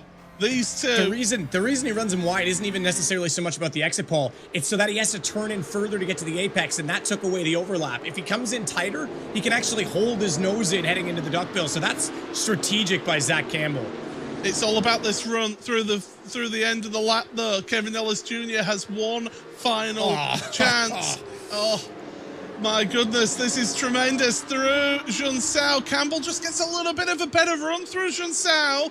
And look at him, he's excited, he's on the radio, he's talking to his team, he thinks he's won this one, and you know what? He has won this one. Zach Campbell, a debut win for him in a feature race here at Interlagos in the Porsche Tag Heuer Esports Super Cup. If I'm not mistaken, the first North American winner in the Porsche Esports Super Cup. I'm not sure that anyone else from America has. I'd have to go back through the years before I make that to be a factual statement. But man, oh man, don't think you need to speak too much English to read what he was saying as he fist pumped to the line. Huge win for Zach Campbell. That's a tire win. That is 100% a tire win. Super solid job all the way through. And the rest of the order battling in. Aishan Guven back up to 5th. Bouteloup still in 7th. Bouteloup in 6th. Sebastian Job 7th. There's some big points had by some big players today. This is really going to make things fun. Wow. I mean, I can't wait to see what that's done for our championship standings. But yeah, this has been absolutely tremendous stuff out there. And yeah, Martin de Jong. Mitchell de Jong, yes. Mitchell de Jong, yes, sorry. You called me out on that immediately. I forgot about poor Mitchie. How could I do that? So let's have a look then at that move then again on our Vodafone replay. So this is actually further down your order. There's one bang contact, off goes a Porsche 24 by Team Redline car. And that's Benneker who was forced out the way. And then you've just got a whole gaggle of cars all going for it. Charlie Collins is involved in there. Quentin Violate is there as well. Across the line they go, absolutely together. Incredible stuff, even further down in your order. But there we go then. Let's have a look at your Buzz post-race show and give you your unofficial race results from the feature race here. And it is Zach Campbell who wins the race then by 0.082 of a second over Kevin Ellis Jr. in second place. Diogo Pinto, he almost hung on at the front, but got himself a podium in the end there. Salva Talon's fourth place ahead of Ayesha Guvan. Jeremy Bootloop in sixth place with Sebastian Job, Jamie Fluke, Cooper Webster, and Barry around the top 10. Half and Sarika then 11th and 12th ahead of David Williams, Gianni Vecchio, Collins, Tetela, Bixrud with a recovery drive, Zelensky, Warren, and Bennica with Jack Sedgwick there. Yeah, Kamil Grabowski, decent race. Josh Thompson, obviously going to be looked at for the sprint race incident. Brian Lockwood did well to come back from the very back of the grid at the start of the day. But Tia Cipolla, a rookie who needs some points, didn't quite get it done. Number of other incidents as well. Alejandro Sanchez way back to 33rd position on this. Graham Carroll was 28th. Jeff Giassi on 29. But the points, man, oh man, Pinto does well. I take it back. Everything I said, holding off Bootsalaw, getting the reverse grid pole position. That gets him enough of a gap to Bootsalaw. He takes the lead by 4 points. Aichin Guven just 7 back after a tremendous start to the season. He was one saying he might have conflicts in his schedule. Well, now I think he might need to clear that calendar because he is in this for the win right now. Zach Campbell, after today's feature win, 17 back on 138. Then it's Jamie Fluke. Kevin Ellis Jr., another good result here. Second podium for him. And Cooper Webster, the rookie, who now is just ahead of Sebastian Job. What a great result to get up to 8th place for him from 18th in the championship after last weekend. Yeah, Sebastian Job, a tremendous turnaround, and it shows how one round of the championship can change absolutely everything. Max Bennica down in 10th place. He will be absolutely gutted with how this race has gone. But Matt, we said that this race would give us tremendous excitement. Well, we've got one in 2 weeks' time. Silverstone, the home of British motorsport. I mean, if you thought this was exciting, wait until we get to Silverstone. Yeah, absolutely. A lot more overtaking opportunities. A bit of a wider circuit. Not quite as windy, but it's flat, which some would say is boring. In Silverstone's case, I think it leads to good braking. And I think, yeah, you're going to have some good battles there, some great racing all the way through the field. Yeah, certainly. Don't forget that if you've enjoyed everything that you've seen here today, make sure you sign up to iRacing. There's currently 40% off of all new memberships. Check out iRacing.com for further details. And if you want to keep up to date with everything that happens here in the Porsche Tag Heuer Esports Supercup, iRacing.com/PESC for all of the details. Matt, final thoughts here. It's been tremendous here too. Interlagos always delivers. It has, and there's still been drama for a few drivers. There's always going to be, no doubt about it. But again, it just goes to show, I mean, Sebastian Job makes 10 places in the championship today. You've got Zach Campbell up there very close to the front, Dave Warren recovering. This is still wide open. This is still to play for, but I think it's consistency this year that's going to win it rather than outright pace. So it's already looking to be that way with Bootsalaw and Warren both being rather impressive in that regard. And I'm glad we didn't have quite as much drama as Barcelona, to say the very least. So some good racing today, absolutely. Well, that is going to wrap our show for you here today, but it has been a drama-filled evening. I'm sure you will all agree. Make sure you join us in 2 weeks' time for Silverstone.